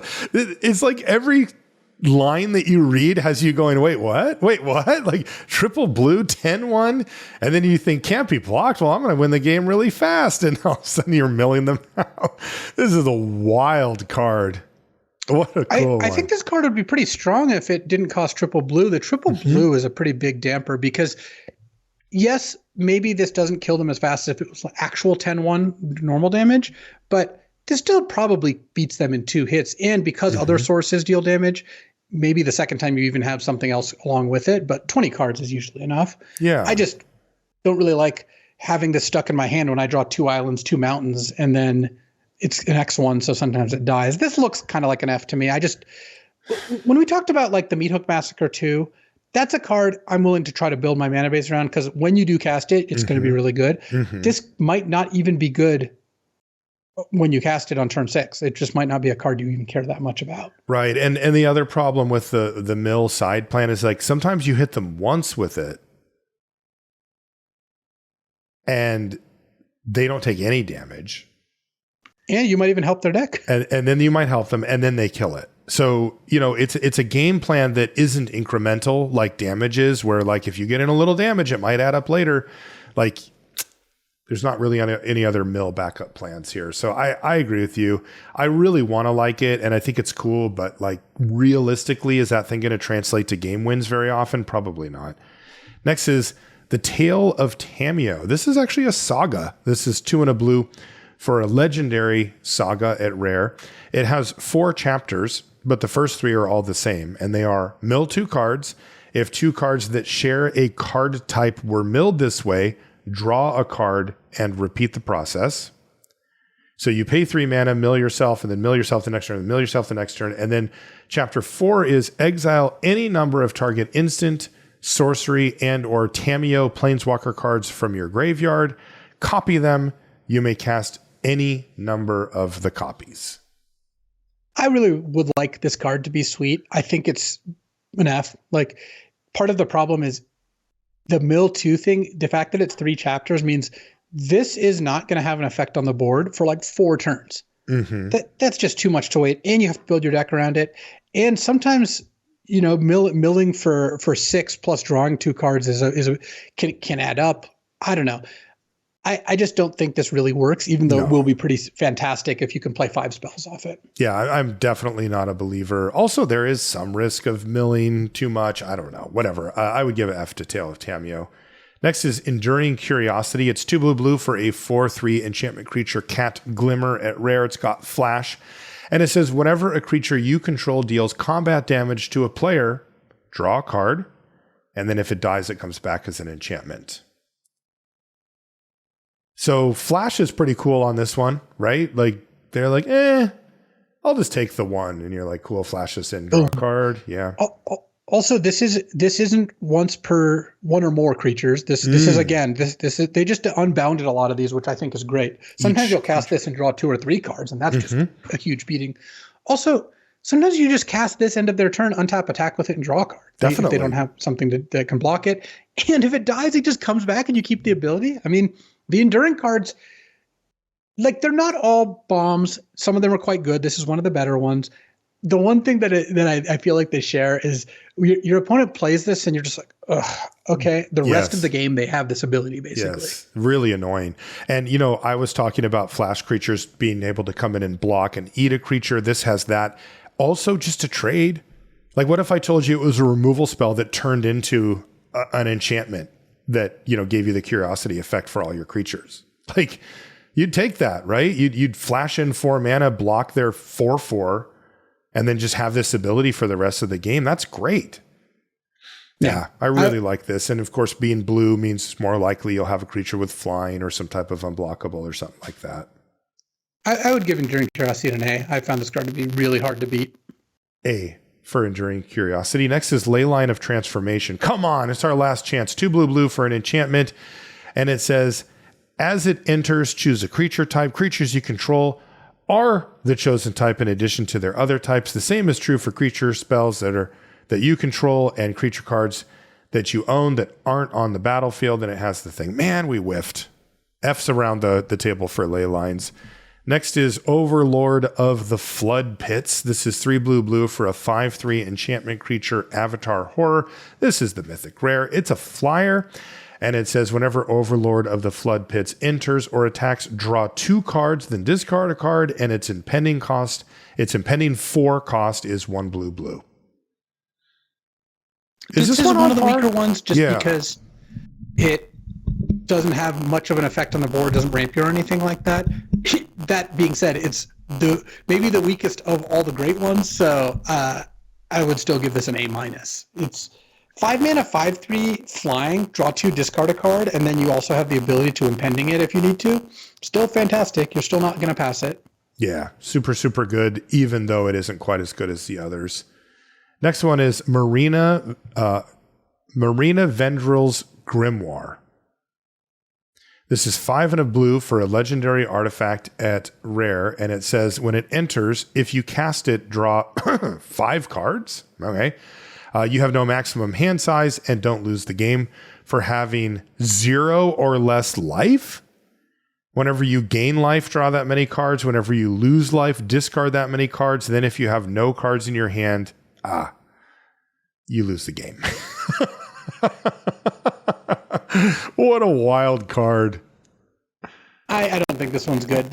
Your life total becomes 5 or 6 or whatever when you cast it. Is that... Yeah, and you're probably not combining blue with life gain all that often. Like, you'd have to dip to another color anyway. I would just give the Grimoire an F. I don't think this card's worth the juice is not worth the squeeze. No, definitely not. Okay, what's next?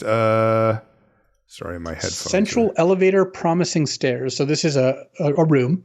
So Central Elevator's 3 and a blue. When you unlock it, you search for a room card that doesn't have the same name as a room you control. Put it in your hand.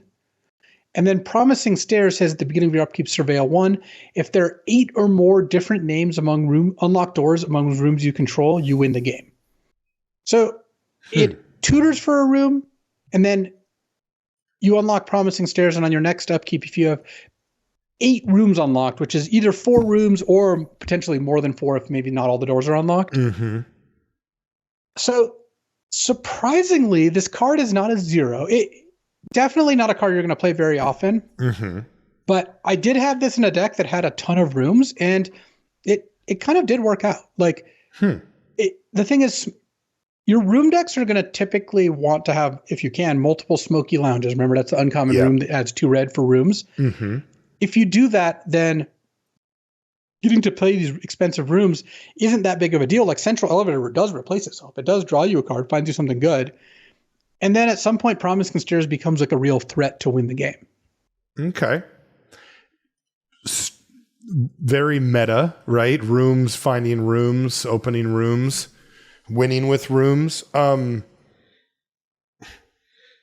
Is this the type of card that you take up front and then try to fully build around? Or is this the type of card that you build an otherwise good rooms deck and then you stumble upon the Central Elevator and you're like, sure.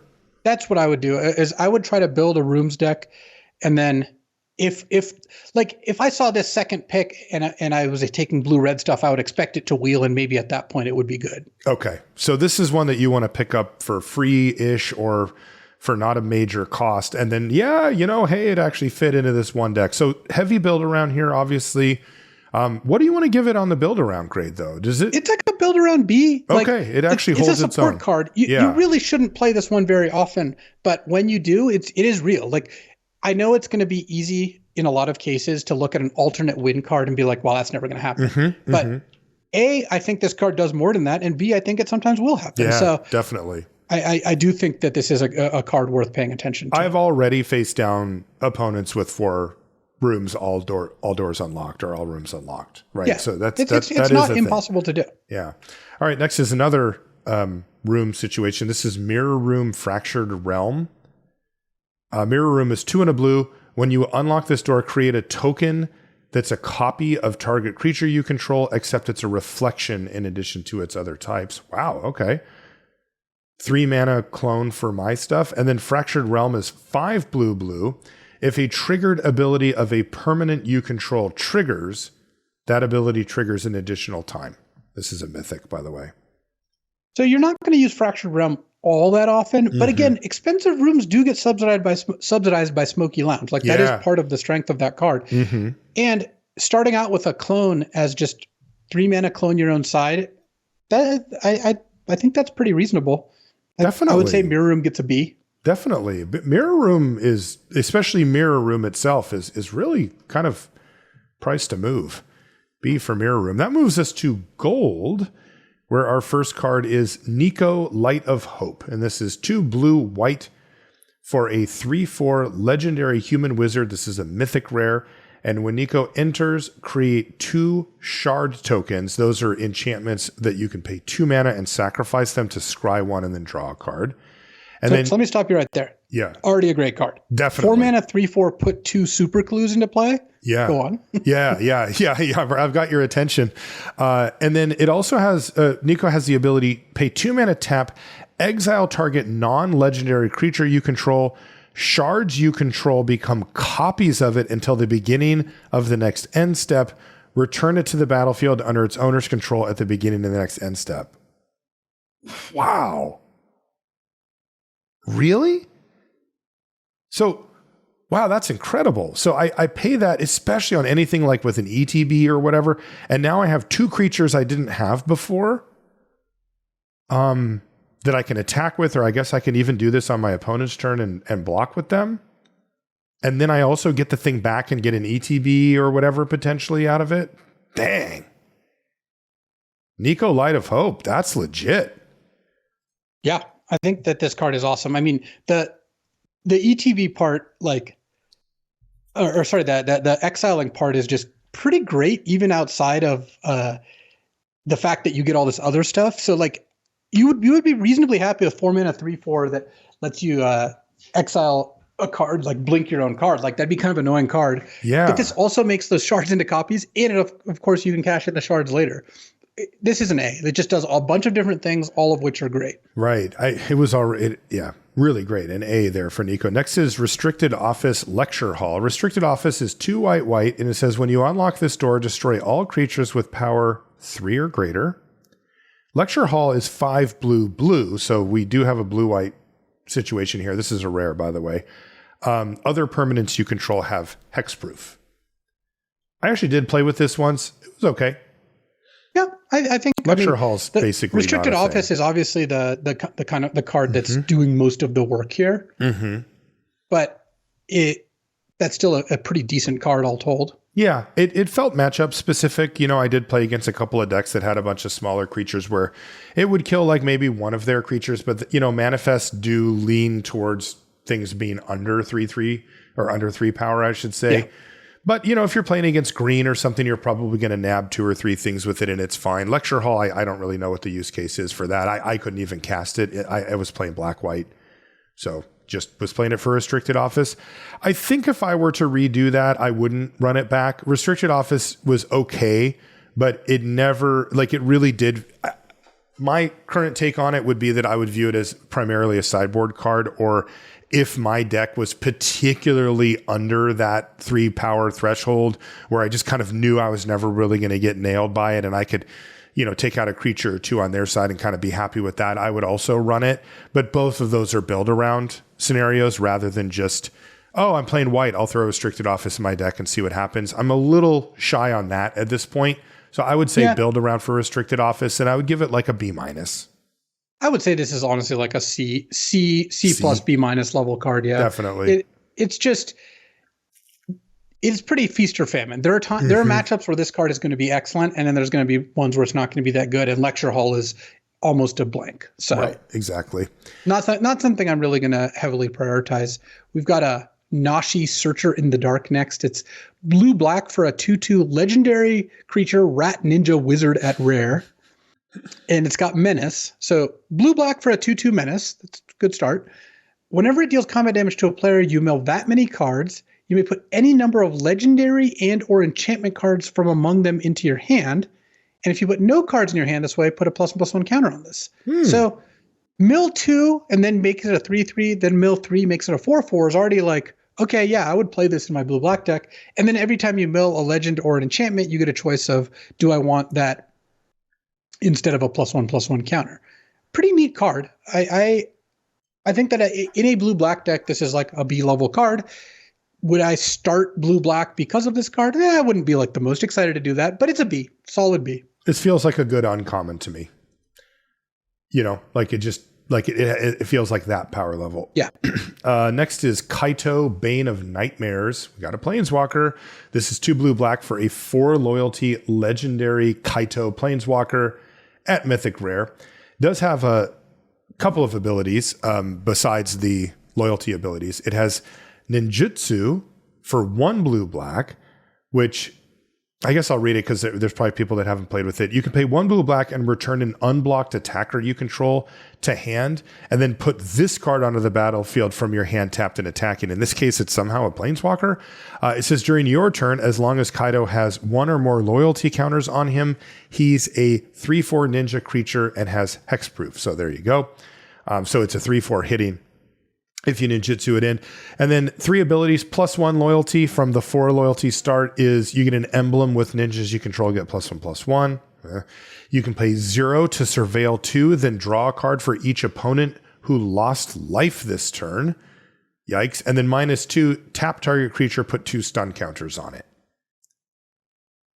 Lots of little clauses here. This is a pretty complicated card for what it ultimately does.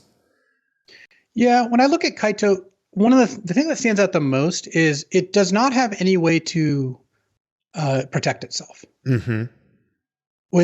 When you have a Kaito in play on your turn, yeah, Kaito's a creature, but that doesn't help on their turn. And then the emblems with ninjas get bigger. Okay, surveil 2, maybe draw a card. It has tap 2, creature put 2 stun counters on it, but that's a -2. It starts with foil loyalty, so it does that. It's lacking the like +1 make a 1/1 or right. Whatever sort of ability these things have. That said, if you can defend Kaito, surveil 2 draw a card is strong. It makes itself bigger every turn with the emblem, and then -2 it can be a pretty good tempo swing. So I like Kaito in a situation where you have a lot of ways to play to the board. I think at that point you're going to be pretty happy with Kaito. Yeah, I think the real question I have is how often does Kaito get in non-ninjutsu style? Meaning it's your turn as a 3/4 hexproof. you attack with it, because then the Surveil 2 actually is turned on for drawing a card for each opponent who lost life this turn, right? If you're not getting in, it's just 0 Surveil 2, which is kind of mediocre. It's fine. It's fine. I'll take it, but it's not that great. I do like the -2. You know, it's playing its role. It's kind of a removal spell to clear the way for itself. So that does make sense. And then the +1 doesn't, I probably doesn't do anything, right? Like ninjas aren't a sub theme here. Counts itself, I guess. But yeah, there are a scant number of ninjas that you can go along with it. So this is not a traditional like, oh, I opened a Mythic Planeswalker, we are doing it. This is like a B- level card for your blue-black deck. yeah, it might even be a B. I mean, it's still a 4/3, a 3/4. The more aggressive you are, the better it is. The more ahead you are, the better it is, which it's not really how I like my cards to be, but it does mean there are games where this card is just going to pummel them. Yeah, I would say B+ for Kaito. I mean, it's still 3/4 or whatever. Next is Undead Sprinter. This is a red-black for a 2/2 zombie at rare with trample and haste. And you may cast Undead Sprinter from your graveyard if a non-zombie creature died this turn. If you do, Undead Sprinter enters with a +1/+1 counter on it. I mean, this card's great. Two mana for a 2/2 trample haste is already like, all right, nice little attacker. But then frequently this will just come back as a 3/3. Yeah, that's really good. And it can just keep coming back, and it only costs the 2 mana. And it has the haste again, and it's not tapped or anything like that. Yeah, right? Quite strong. Yeah, that's really strong. I like B for Undead Sprinter. What do you think, B? I would give it a B+. I think that this is going to be one of the better annoying. cards in your deck, I think. Of course, with the sacrifice stuff, that's really good too. Peer Past the Veil is next. Is 2 red, green for an instant. It's rare. It says discard your hand, then draw X cards, where X is the number of card types among cards in your graveyard. So if my hand is 0, I can just use this as like a draw 4 or something. Yeah, and if you discard like an enchantment, it'll then look at that as a card among the card types. I had this in an aggressive red-green Delirium deck, and it was still kind of awkward to figure out when to cast it. But it is like a draw 4 to 5 card spell. And the better you are at Delirium, the better this card gets. It gets up to like a B in a really dedicated Delirium deck. So I would call it a build around B. You can't just slot this into a random deck. It's cool that it's in an instant as well. Next is Rip Spawn Hunter. This is 2 green-white for a 4/4 legendary human survivor at rare. And it has survival. Reveal the top X cards of your library, where X is its power. Put any number of creature and or vehicle cards with different powers from among them into your hand. Put the rest on the bottom of your library in a random order. So 4 mana 4/4 that if it survives might draw you a card, maybe 2 cards even. Yeah, it seems good. That's like a C+ level card. It's really just nothing special. Yeah, I mean, come on. You can't get up to B- for Rip Spawn Hunter? I just don't think so. I think it's just okay. Your 4-drop survives and maybe you draw a card. Yeah, and it does have to survive. Next is Victor Valgavoth's Seneschal. This is 1 white-black for a 3/3 legendary human warlock at rare. And it's got Eerie. And this is like the eeriest of the eerie. It says, whenever an enchantment you control enters or whenever you fully unlock a room, surveil 2 if this is the first time this ability has resolved this turn. If it's the second time, each opponent discards a card. If it's the third time, put a creature card from a graveyard onto the battlefield under your control. So it's things like really wanting you to pop off with enchantments. Yeah, and even a 3 mana 3/3 with Eerie Surveil 2 will find you more things to get Eerie going. And then if you can double trigger, they discard a card is great. And then the triple trigger is not going to happen that often, but if you have again, Grand Foyer is your best friend, the 1 and a white enchantment that makes another 1/1 that's an enchantment, like that 2/3 of the way there, right there. So for 2 mana, yeah. I think that Victor's pretty solid. I would give this a B. Yeah, I like B for Victor. And of course, the build around potential makes it go up even higher. Next is Roaring Furnace Steaming Sauna. Roaring Furnace is 1 and a red. It says, whenever you unlock this door, this room deals damage equal to the number of cards in your hand to target creature an opponent controls. When you unlock this door, And then it says, Steaming Sauna is 3 blue, for you have no maximum hand size, and at the beginning of your end step, draw a card. I mean, this card's awesome. 2 mana to kill something on a room is already great. And then there's 5 mana, just draw a card immediately at the end of your turn and every turn from there on. Like both sides of this are exactly what you want. This is like a much upgraded version of the Meat Locker / Drowned Diner, where it's got a better removal spell and a better card draw spell. Yeah, definitely. I like A- for Roaring Furnace. I feel like this is a card I'm just going to be thrilled to put in my deck. Totally, and especially when you consider that there's so many benefits for enchantments, rooms being unlocked, rooms being on the battlefield, all that kind of stuff. You're just getting all that spotted on a rare. Next is the Swarm Weaver. This is 2 black-green for a 2/3 legendary artifact creature Scarecrow at rare. And when it enters, you create 2 1/1 black and green insect creature tokens with flying. And it has Delirium. Insects and spiders you control get +1/+1 and have Death Touch, and that does count the 2 tokens that it made. I had this card in a deck, and it's awesome. I've had this in 3 decks, and wow. It is partially is because if I'm either of these colors and I see the card, I will just take it. You'll just take it. I'm blue-black. Yep, splashing Swarm Weaver. Oh, I'm black-red, splashing Swarm Weaver. Yes. Like it is that good of a card. And 4 mana for a 2/3 that makes 2 1/1 flyers would already be like an A-. Totally, that's a stabilizing card and sometimes, in and of itself. And sometimes, frequently, this is just makes 2 2/2 flying Death Touchers. This card's just a flat A. Yeah, I love A for Swarm Weaver. Also, it's in the color pair that has the ability to bring it back and recast it if it does die, and it just gets worse and worse for the opponent. Next is the Jolly Balloon Man. It's 1 red white for a 1/4 legendary human clown. Oh, here we go. It's rare. It's got haste, so 3 mana 1/4 haste. And you can pay 1 mana and tap it to create a token that's a copy of another target creature you control, except for it's a 1/1 red balloon creature in addition to its other colors and types. And it has flying and haste. Sacrifice it at the beginning of the next end step, and you can do this only at sorcery speed. But it's a 1/1. That's kind of the thing, right? Like, yes, it has flying and haste, and you have to get rid of it, but it does, whatever you copy becomes a 1/1. Yeah. Okay. So it's like, because, if you told me 1 tap, make a 1/1 flying haste, sack it at the end step, okay, sure. But this is like slightly better than that in the sense that it might have an attack trigger or something like that, and slightly worse in that you do need to have something to copy. Can't do this on its own. Yeah. It's actually funny that like red-white is not the ideal place for this either. Mm-hmm. Because it's their creatures are like not necessarily the most value laden, like black would be able to use this, but this is very splashable and it's just pretty strong in general. Okay. What do you want to give it? Like a B? I would give it a B+. Okay. I mean, when this is in play, like I feel like this is going to be one of the cards that is it's going to be one of the most relevant cards in play, right?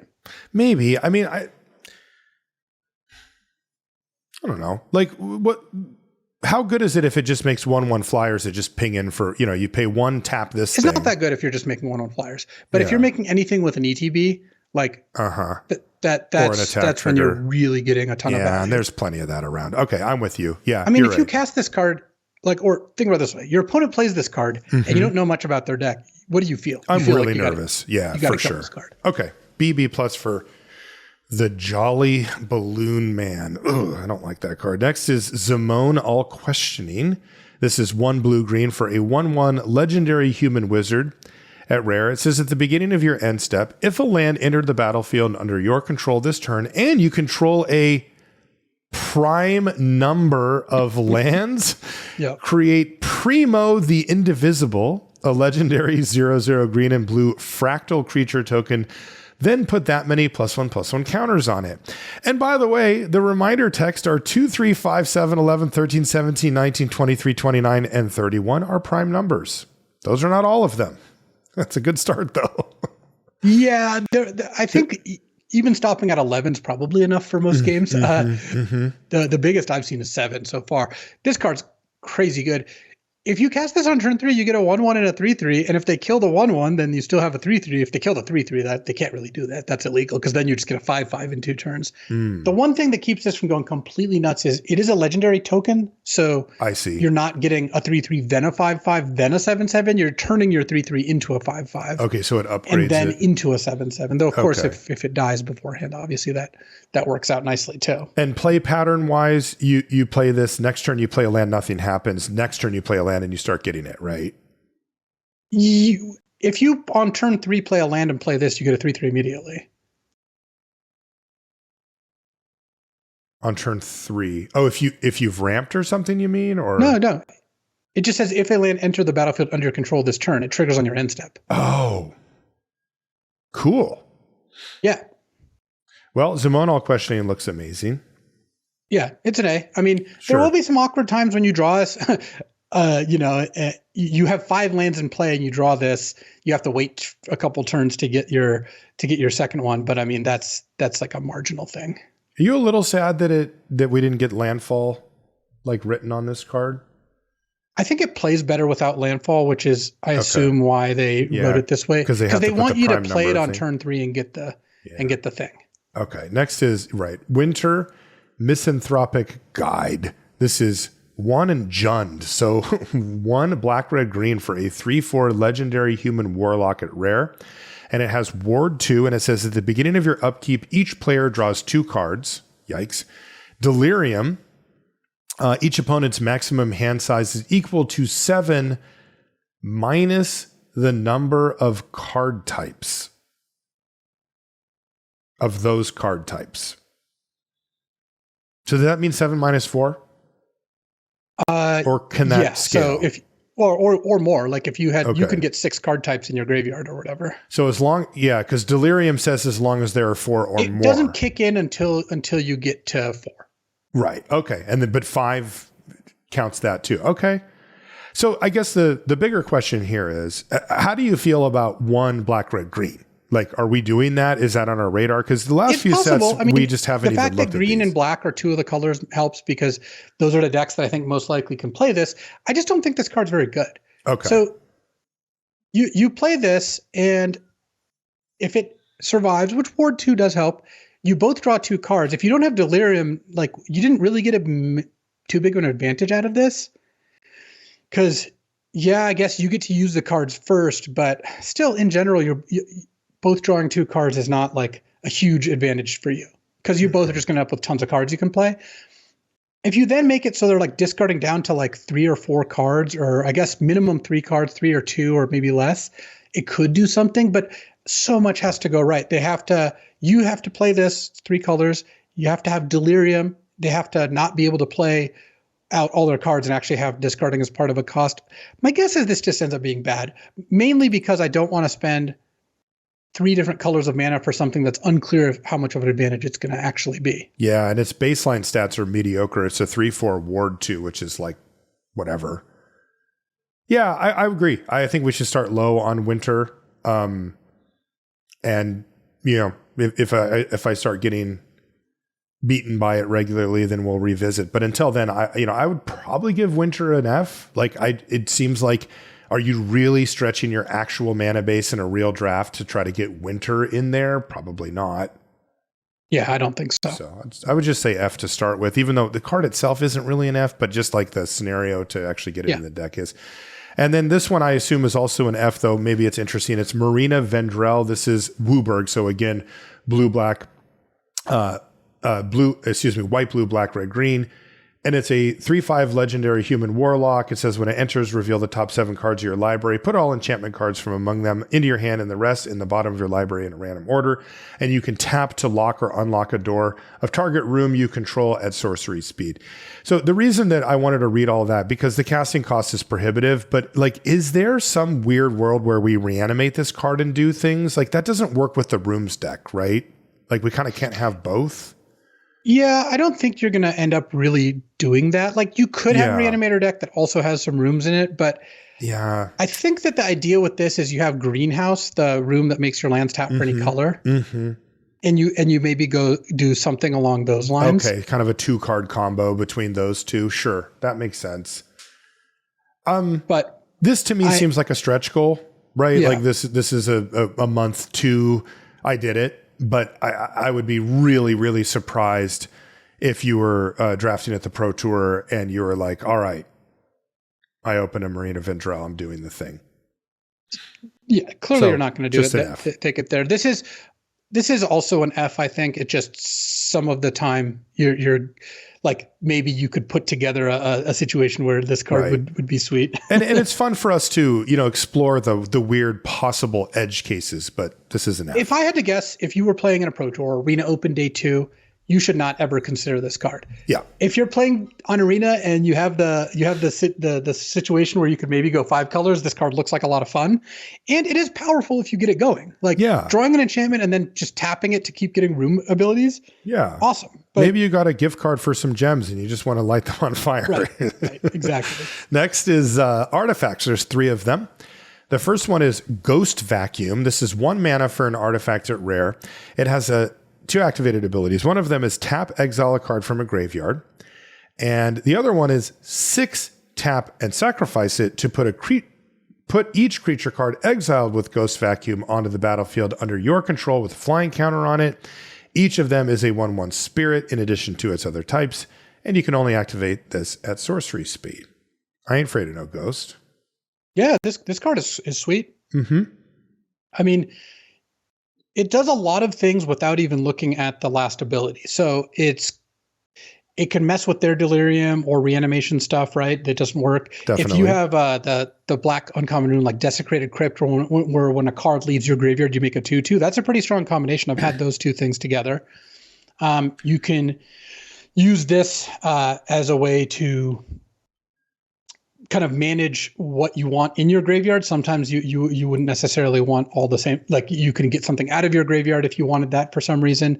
There's just a lot you can end up doing with this, and you can then sack it to put some things into play. It is a little slow. I do think you should generally play this card, especially if you're not like a super fast aggro deck where obviously every card matters a ton there. Is there a window for the enduring cards? Like, does this nab those when they're like, are they in the graveyard for a second and then they come back, or do they? Okay. They'll go to the graveyard and trigger, and you can tap this. So little stuff.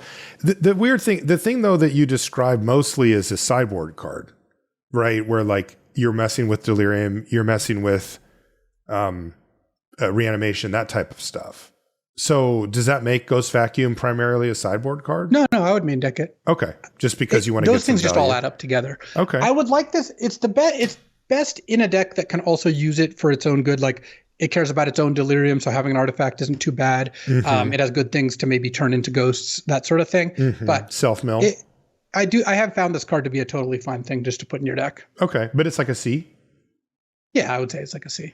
Next is there's games where it's going to be really good though. Marvin Murderous Mimic. It's 2 mana for a 2/2 legendary artifact creature toy at rare. And it says Marvin Murderous Mimic has all activated abilities of creatures you control that don't have the same name as this creature. So it just says all activated abilities of everything else. Yeah. What is it? What is that same name as this creature? Because it's legendary, so like there's got to be something odd. Something I don't know about. Okay, I don't know. But basically, it picks up activated abilities of your other creatures, and it's a 2/2 for 2 that's also a artifact creature. My assumption is that the way that this thing gets play is because it's a 2/2 for 2 that's also an artifact. So if you're in Delirium, you might be interested in it. Picking up activated abilities of your other creatures isn't something that makes me go, oh, but maybe there's a few times. Generally speaking, activated abilities aren't really about, if you can activate them 5 times or 2 times in a turn. It's more about, can you do it once in a turn or something like that? Maybe it turns it into a mana creature or something. I don't know. I view that as a minor upside, but to me, the threshold would be I want an artifact creature that's playable. What do you think? Yeah, I think that for the most part, this card is not going to do that much for you. Yeah. And if you want a 2-drop artifact creature, that's like a big part of what this is going to do. I would give it a C. It might be a C plus if you had some cool activated abilities that it could do every once in a while. Yeah, I would say C is about right. And I'm so tilted. My first 2 drafts of the format, I opened Dissection Tools, which is our next card. Ooh, great card. And it's awesome. And I drew it once over both drafts. It's 5 mana for an artifact equipment. It is rare. It says when it enters, you manifest dread and then attach Dissection Tools to that creature. The creature gets +2/+2, has Death Touch and Lifelink. And get this, the equip cost doesn't cost any mana. In fact, you can't pay mana to equip it. It's sacrifice a creature, which in some decks would be a major cost, and in some decks would be like, that's awesome. Like I don't have to spend mana on it. And the 2 times that I drew it or whatever, I won like super easy. This card is awesome. Yeah. And colorless. 5 mana for a 4/4 Death Touch Lifelink manifest is already really good. Yes. And if you get to re-equip it at some point, like that's awesome, even if it's costly. For sure. I have my eye on this being one of the best cards in the set, primarily because it's so powerful, but also colorless. So like, I assume that this card will be one of the highest picked cards overall by the time the set's done, because just any deck that opens it's just going to take it. It's hard to imagine a scenario it's a where colorless great card. Right. It gets a little better if you have manifest energies, or if you have ways to sacrifice, like in black red. Sure, it's better, but like you're just you're always going to be really happy with this card. Also, of note that I ran into was trample. I had a couple of big trample creatures, and this just being willing to just cast this, sacrifice something else to put this on an attack right now when you get Death Touch plus Trample plus Lifelink means combat is untenable for your opponent. They're either also the Lifelink means that even if you have to sack a creature to get this going, you just get such a big life burst. Right. As a result, you don't need that chump blocker anymore. Yeah, you're down. Being down that material is just not that big of a deal. Yeah, I would give A to Dissection Tools. I think it's amazing. I mean, it's an A, but it's almost even an A+ in terms of like when you're going to actually take this. That is true. That is true. And frankly, it does stabilize the board at a or even close to an A+ level. A 4/4 Death Touch Lifelink, like there's not many boards that can attack into that and win. So I think that's going to be one of the better cards in this set. Next are lands. There's a cycle of 5 lands. I'll use Flood Farm Verge as the example. It's a land at rare. It taps for white. It also taps for blue, but you can only activate it if you control a plains or island. And then there's a blue-black version, a black-red version, a red-black version, and a white-green version of these lands. These are about as good as the actual revised duels. They're not quite as good. Like,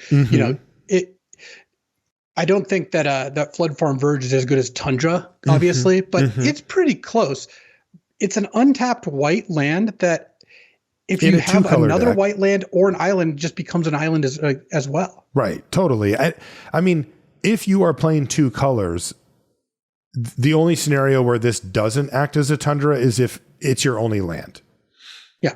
So there's just no drawback to this. So these are great. Right. They're cool for constructed. They're still like a C though, right? Like, are these? Yeah, they're like a C++. Like the way I look at lands, both these and the common ones, is that I would take them over most C level cards because you just get replacement cards. Like, but I'm not going to take them over B level cards. So so that's exactly C+, I guess. Right, C+. And that's exactly what Tundra would be, by the way. Like in limited, they're fine. Last card is called, or last card of the main sheet here is called Valgavoth's Lair. This is an enchantment land. It's rare. It has hexproof, and it enters tapped. And as it enters, you choose a color, and it adds 1 mana of the chosen color.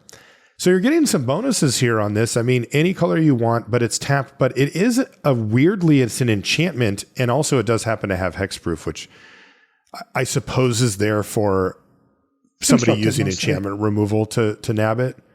Yeah, they want you to be able to play this card without just getting picked up by random disenchants. Right. That enchantment thing, right? Like, so let's just start this off. How do you compare this to Evolving Wilds or something like that? I would say it's certainly effectively the same. It's better than Evolving Wilds if you care about enchantments, worse if you care about Delirium. So it's a little better in that you don't have to play a plains in your like green-black deck that you wouldn't otherwise want. Like sometimes you run into that, especially in this format with land cyclers, where it's like, I don't really want the second planes in my deck, but I have these double white land cyclers, so I probably should have it or whatever. Mm-hmm. I think for this, it's basically, if you have enchantment matter stuff, you have Eerie. This card is great. It's a Terramorphic Expanse that triggers Eerie. So that's almost like a B. Like if you had multiple things that cared about Eerie. And it's just not a very high priority otherwise. Yeah. Now, unfortunately, it doesn't put itself into the graveyard for Delirium, but if it does end up in the graveyard for Delirium, you're getting 2 types, right? So it's also good with in like Black Red. They have a lot of things that let you sacrifice enchantments. So this is like, okay, I'll sack this land to my 4/3 to exile my top card and get to play it this turn. Like it's kind of like additional value there. Okay, so that's the last of the regular sheet. We've got 10 more cards to go. These are the special guests. Is that what they're called again? I always forget what these things are. Special guests, yeah. Special guests. These tend to be very, they've a lot of variance with these cards. So let's see how they did. The first one is called Hollowed Haunting, and this is 2 white for an enchantment. These are all listed as Mythic. They come up less often than the average Mythic. As long as you control 7 or more enchantments, creatures you control have flying and vigilance. Whenever you cast an enchantment spell, create a white spirit cleric creature token with this creature's power and toughness are each equal to the number of spirits you control. Not enchantments. Right. And it's just a spirit creature token. So it doesn't have a 1/1 and then it grows. So basically you play this.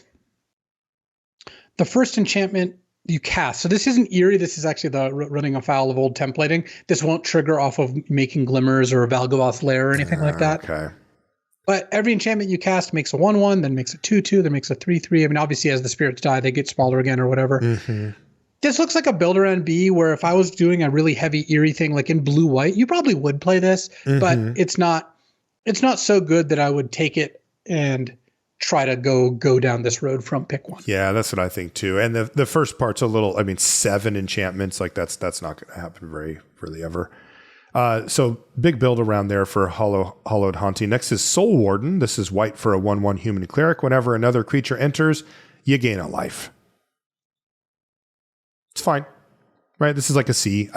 There isn't a deck here that is just dying to have a Soul Warden, right? I don't think so. Because that's what I would look for, right? Is if there's a deck that really cares about life gain, then Soul Warden does the thing. It really does. If you play a Soul Warden on turn 1, it adds up pretty quickly, especially if you have tokens or glimmers or something coming in as well. But I just don't see the natural home for Soul Warden in this format. So I would give it like a C. It's a playable card. If you have any synergies with it, it might bump it up a little bit. But beyond that, you really do kind of want this to be doing something with your other cards rather than just gaining you some life and being a 1/1. This is probably closer to a D than anything probably else. Closer to a D, a build around C if you find something. Expropriate is next. It's 9 mana. It's 7 blue for a sorcery. It has Council's Dilemma. It says, starting with you, each player votes for time or money. For each vote, take an extra turn after this one. For each time vote, take an extra turn after this one. For each money vote, choose a permanent owned by the voter and gain control of it. And then you exile Expropriate. So, you kind of hope for this costs 1 less it doesn't. It just costs 9. So it's an F. No, this is an F. It's just too expensive. Ooh, this one's not. Phantasmal Image, 1 in a blue. For a 0/0 illusion, you may have Phantasmal Image enter as a copy of any creature on the battlefield except for it's an illusion in addition to its other types. And it has, when this creature becomes the target of a spell or ability, sacrifice it. I'm a big fan of this card. Yeah. 2 mana clone, even if it dies. The thing that I think that people kind of shortcut is, but then it just ends up dying. Well, if they have a repeatable activated ability on the battlefield, that feels really bad. But what are they going to do? Target it with their spell from their hand? I don't even care if it's a combat trick. They still had to burn a card to get rid of the thing in most scenarios. And you're getting a freaking 2 mana clone for anything on the battlefield. That means if they have a big bomb, it becomes a must kill. That means if there's any ETBs, you could get your value back. Yeah, Phantasmal Image is well worth the cost of admission, even if it is fragile. Yeah. Totally great card. I would give it a B+. I don't think it's quite an A-level card. B+ for Phantasmal Image. Next is Ooh, Damnation with some gnarly artwork. This is 2 black for a sorcery. Destroy all creatures. They can't be regenerated. Oh, whew, thank God. Can't be regenerated. Yeah, another casualty of the reprint, because that's just what this card is, even though the regeneration part is effectively flavor text. 4 mana Wrath. I mean, that's what this is. Yeah, I like it. I would be happy to first pick Damnation. There are matchups where it's not going to be the best. You play against the Rooms deck and Damnation's not looking hot, but there's a lot of matchups where this is just a totally fine card. 4 mana, no questions asked. I like A- for Damnation. I do too. You can build a nice black control deck if you open on this one. Exactly, especially because it's in black, because black has a lot of ways to reanimate or buy back creatures from the graveyard, so you can theoretically recover better. And even though this artwork is like super provocative and cool, you're never replacing the goat. The one with the white sun, like the reverse Wrath of God one, is just like so stands out of any binder. Next is Sacrifice. 1 word. It's black for an instant. It says it's an additional cost to cast this spell. Sacrifice a creature. Add an amount of black mana equal to the sacrificed creature's mana value. Cool. Another F. Yep. Next is Maddening Hex. This is 1 red. And I told you, by the way, these were going to be all over the place. 1 red for an enchantment aura curse, which means that it enchants a player. And it says whenever enchanted player casts a non-creature spell, roll a d6. Maddening Hex deals damage to that player equal to the result. Then attach Maddening Hex to another one of your opponents chosen at random. Wow. I'm really glad this doesn't appear very much. This is like... Yeah. Anyway, this looks like an F to me. I actually think this is a rare sideboard card. Oh, sure. Blue-red sideboard. If I played against a Rooms deck, or any deck that like a black-green deck that looked like it had 14 spells and 10 creatures or something, slamming this thing. They take an average of 3.5 damage whenever they cast a non-creature spell. That's a lot of damage. They cast 2 spells. This is a 3 mana deal 7. Yeah. No, you're right. That is better. And by the way, the moving it around, you just don't. Irrelevant. There's no, you don't have any other opponents. So I like sideboard B for Maddening Hex.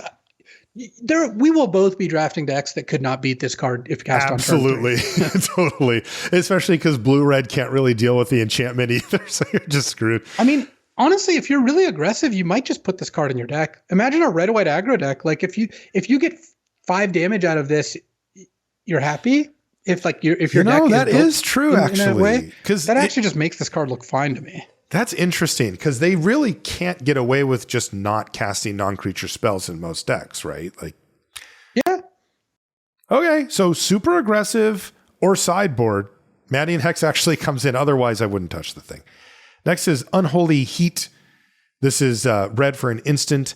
Unholy Heat deals 2 damage to target creature or planeswalker, but it has Delirium. It does 6 damage. Awesome. E for Unholy Heat. Yeah. Very solid removal spell, and in the late game, it just turns into Terminate. Super good. Next is Coco. Collected Company, 3 and a green for an instant. Look at the top 6 cards of your library. Put up to 2 creature cards with mana value 3 or less from among them onto the battlefield, and the rest on the bottom in any order. How good is Coco? It's really good, right? If you can get enough targets, then you can end up in a spot where it's reasonable. So let's say if you let's say have 15 targets in your or 15 creatures that you would like to get, on balance, the probability of getting like more than one is 1 or more is 95%, but if we want 2 or more, because that's kind of what we're trying to hit, right? You're at 76% with 15 creatures. That's pretty good. What if I have 10? Well, if you have 10, you just definitely should not play it, because if you have 10, you're going to get, you're like 50% to get 2 creatures and 50% to get less than 2, which, Okay. Yeah, because I mean, still like 15% to get 0. Like that, okay. That's pretty unacceptable. That's really bad. Yeah. The biggest problem is, can you afford to put 15 creatures that are cost 3 or less into your deck and have your deck be good? There are some. Not every deck's going to get to do that. Yeah, agreed. So build around for a collected like a build company. around B. Yeah, like, it is good. I mean, we played this card in Constructed. It is. This is like one of the cards I've won the most with in Constructed ever. Like for sure. It's a card I've cast a lot. And it's worth noting that in Limited, if you do hit like a 3-drop, that is not a disaster. Yes, if you hit a 2 or a 1, it's starting to get pretty bad. And of course, you'd rather hit 2 of virtually anything.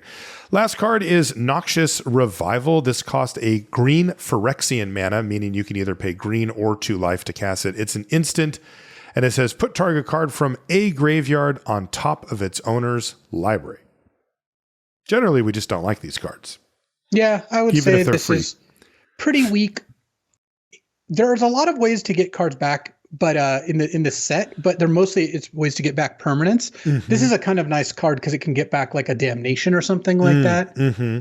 But I don't think that for the most part you're going to want to put Noxious Survival in your deck. You would have to be really good at manipulating your graveyard, self-milling, doing other things before you would end up in a spot where this card would be worth doing. Right. You'd have to have something very specific in mind to get a bomb, a sweeper, something like that as well. This is a really good illustration of something that came up a little earlier where it's not worth the card, right? It's not about mana. Yes, this thing costs 1 mana or even 0 mana if you want to pay 2 life. So the thing that you're really asking isn't how much does it cost mana-wise, it's that this is the opportunity cost of this thing being in my deck versus a card that actually does something to the board or another creature, removal spell or whatever. And this doesn't generally meet that threshold. You need to have a specific build and specific types of cards to get back that would make it actually good.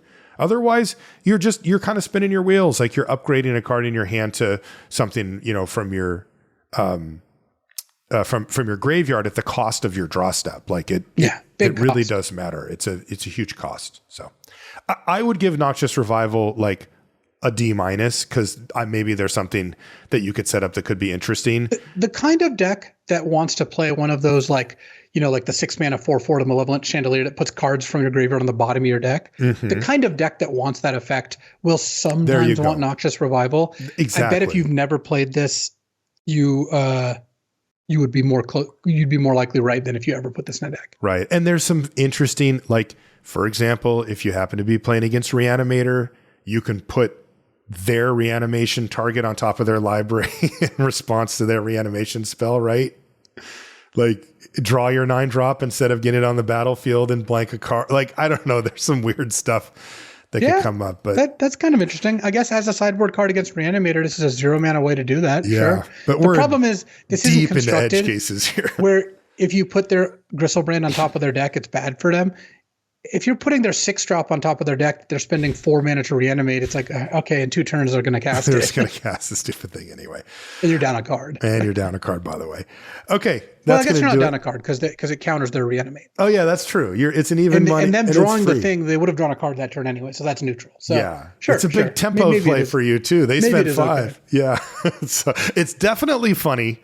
And it's also like if you put like this 6 mana all black demon on there or the 9-drop or whatever, that's pretty sweet. Like you get to laugh at your opponent if you pull that off. Okay, that's going to do it for the rares and mythic rares here for Duskmourn. You've had a chance to draft more. Any just real quick initial impression on the set? It's pretty fun. There's a lot of different stuff you can do. It's not seeming quite as fast as some of the other sets, but I don't really have a great sense of that yet. Mm-hmm. And I mean, maybe once people get a little more streamlined decks, we'll see. But the drafting feels pretty open-ended. There's a lot of different ways to go.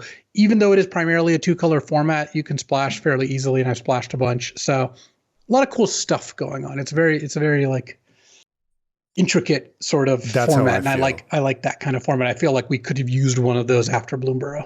Agree. That's exactly what I was going to say. It feels like there's a lot going on. I have to read the cards a lot. I have to kind of like piece together what's actually going to happen. It's not that straightforward like Bloomburrow was. So that's cool. It does feel I'm feeling the pressure for sure. Like this is definitely not like a slow set, at least thus far for me. And then the other thing is I love a good graveyard set, and this definitely has that element too. So lots to look forward to for Duskmourn. We'll be giving you our format overview next week.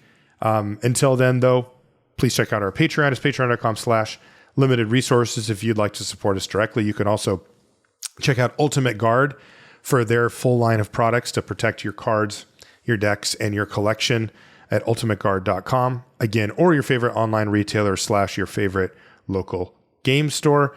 If you want to find us, we're on social media pretty much everywhere, Marshall_LR and LSV. And you can find everything related to our podcast at lrcast.com. That's going to do it for this one. Thanks for hanging out. We'll see you next week.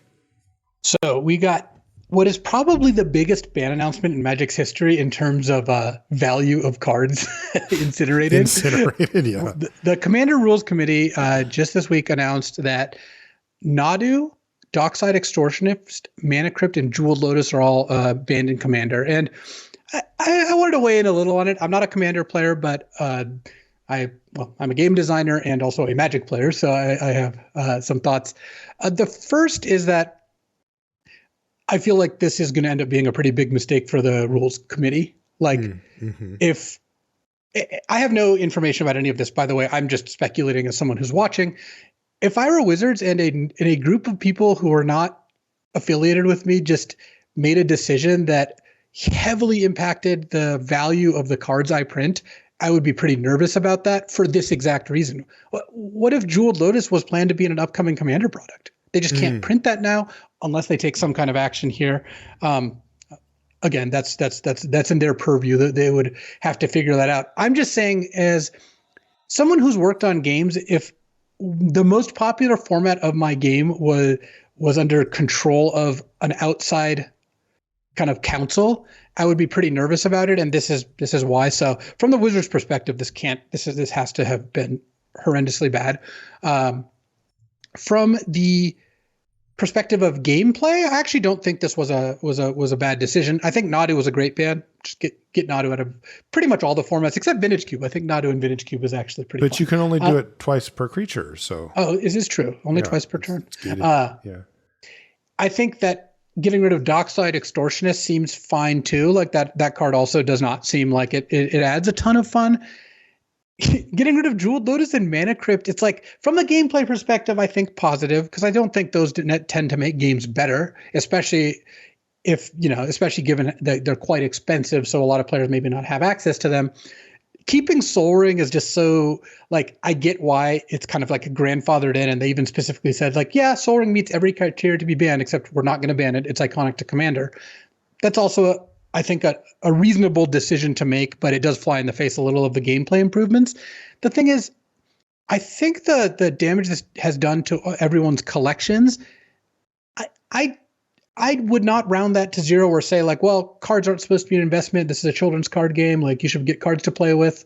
Well, first of all, they did get cards to play with, and now they can't play with them. Jeweled Lotus is no longer usable in any format.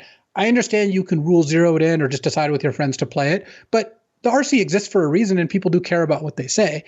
Now Jeweled Lotus is a card that is banned in the only format where it has text. That's really weird. And overall, like, my read on the situation is that Commander players are more unhappy than happy with these changes. And maybe long term, this does lead to better gameplay, but I feel like the cost of it in terms of kind of like the impact that this announcement has made it so my guess is this wasn't a good move to make, both for the people actually involved and for the format as a whole. I don't know, though. If you wanted Wizards to take a firmer control hand over Commander, this is one way to do it. I do think that has to, if it has increased those odds. Oh, and then there's also CEDH, which I feel for the CEDH folks, where this got this giant bomb dropped on them, where, like, they wanted to play with their Mana Crypts and Jeweled Lotus and do all the busted stuff. And so now the people who love CEDH have another question on their hands, like, should they split? Should they try to make their own format or own ban list? Who knows? All I know is I think overall the amount of happiness in the world probably went down by this announcement, which seems like a pretty good idea, at least pointing towards maybe this was not a good idea. Or sorry, a clue pointing towards this maybe not being a good idea. But we'll see what the fallout is. Best of luck to everyone, I guess.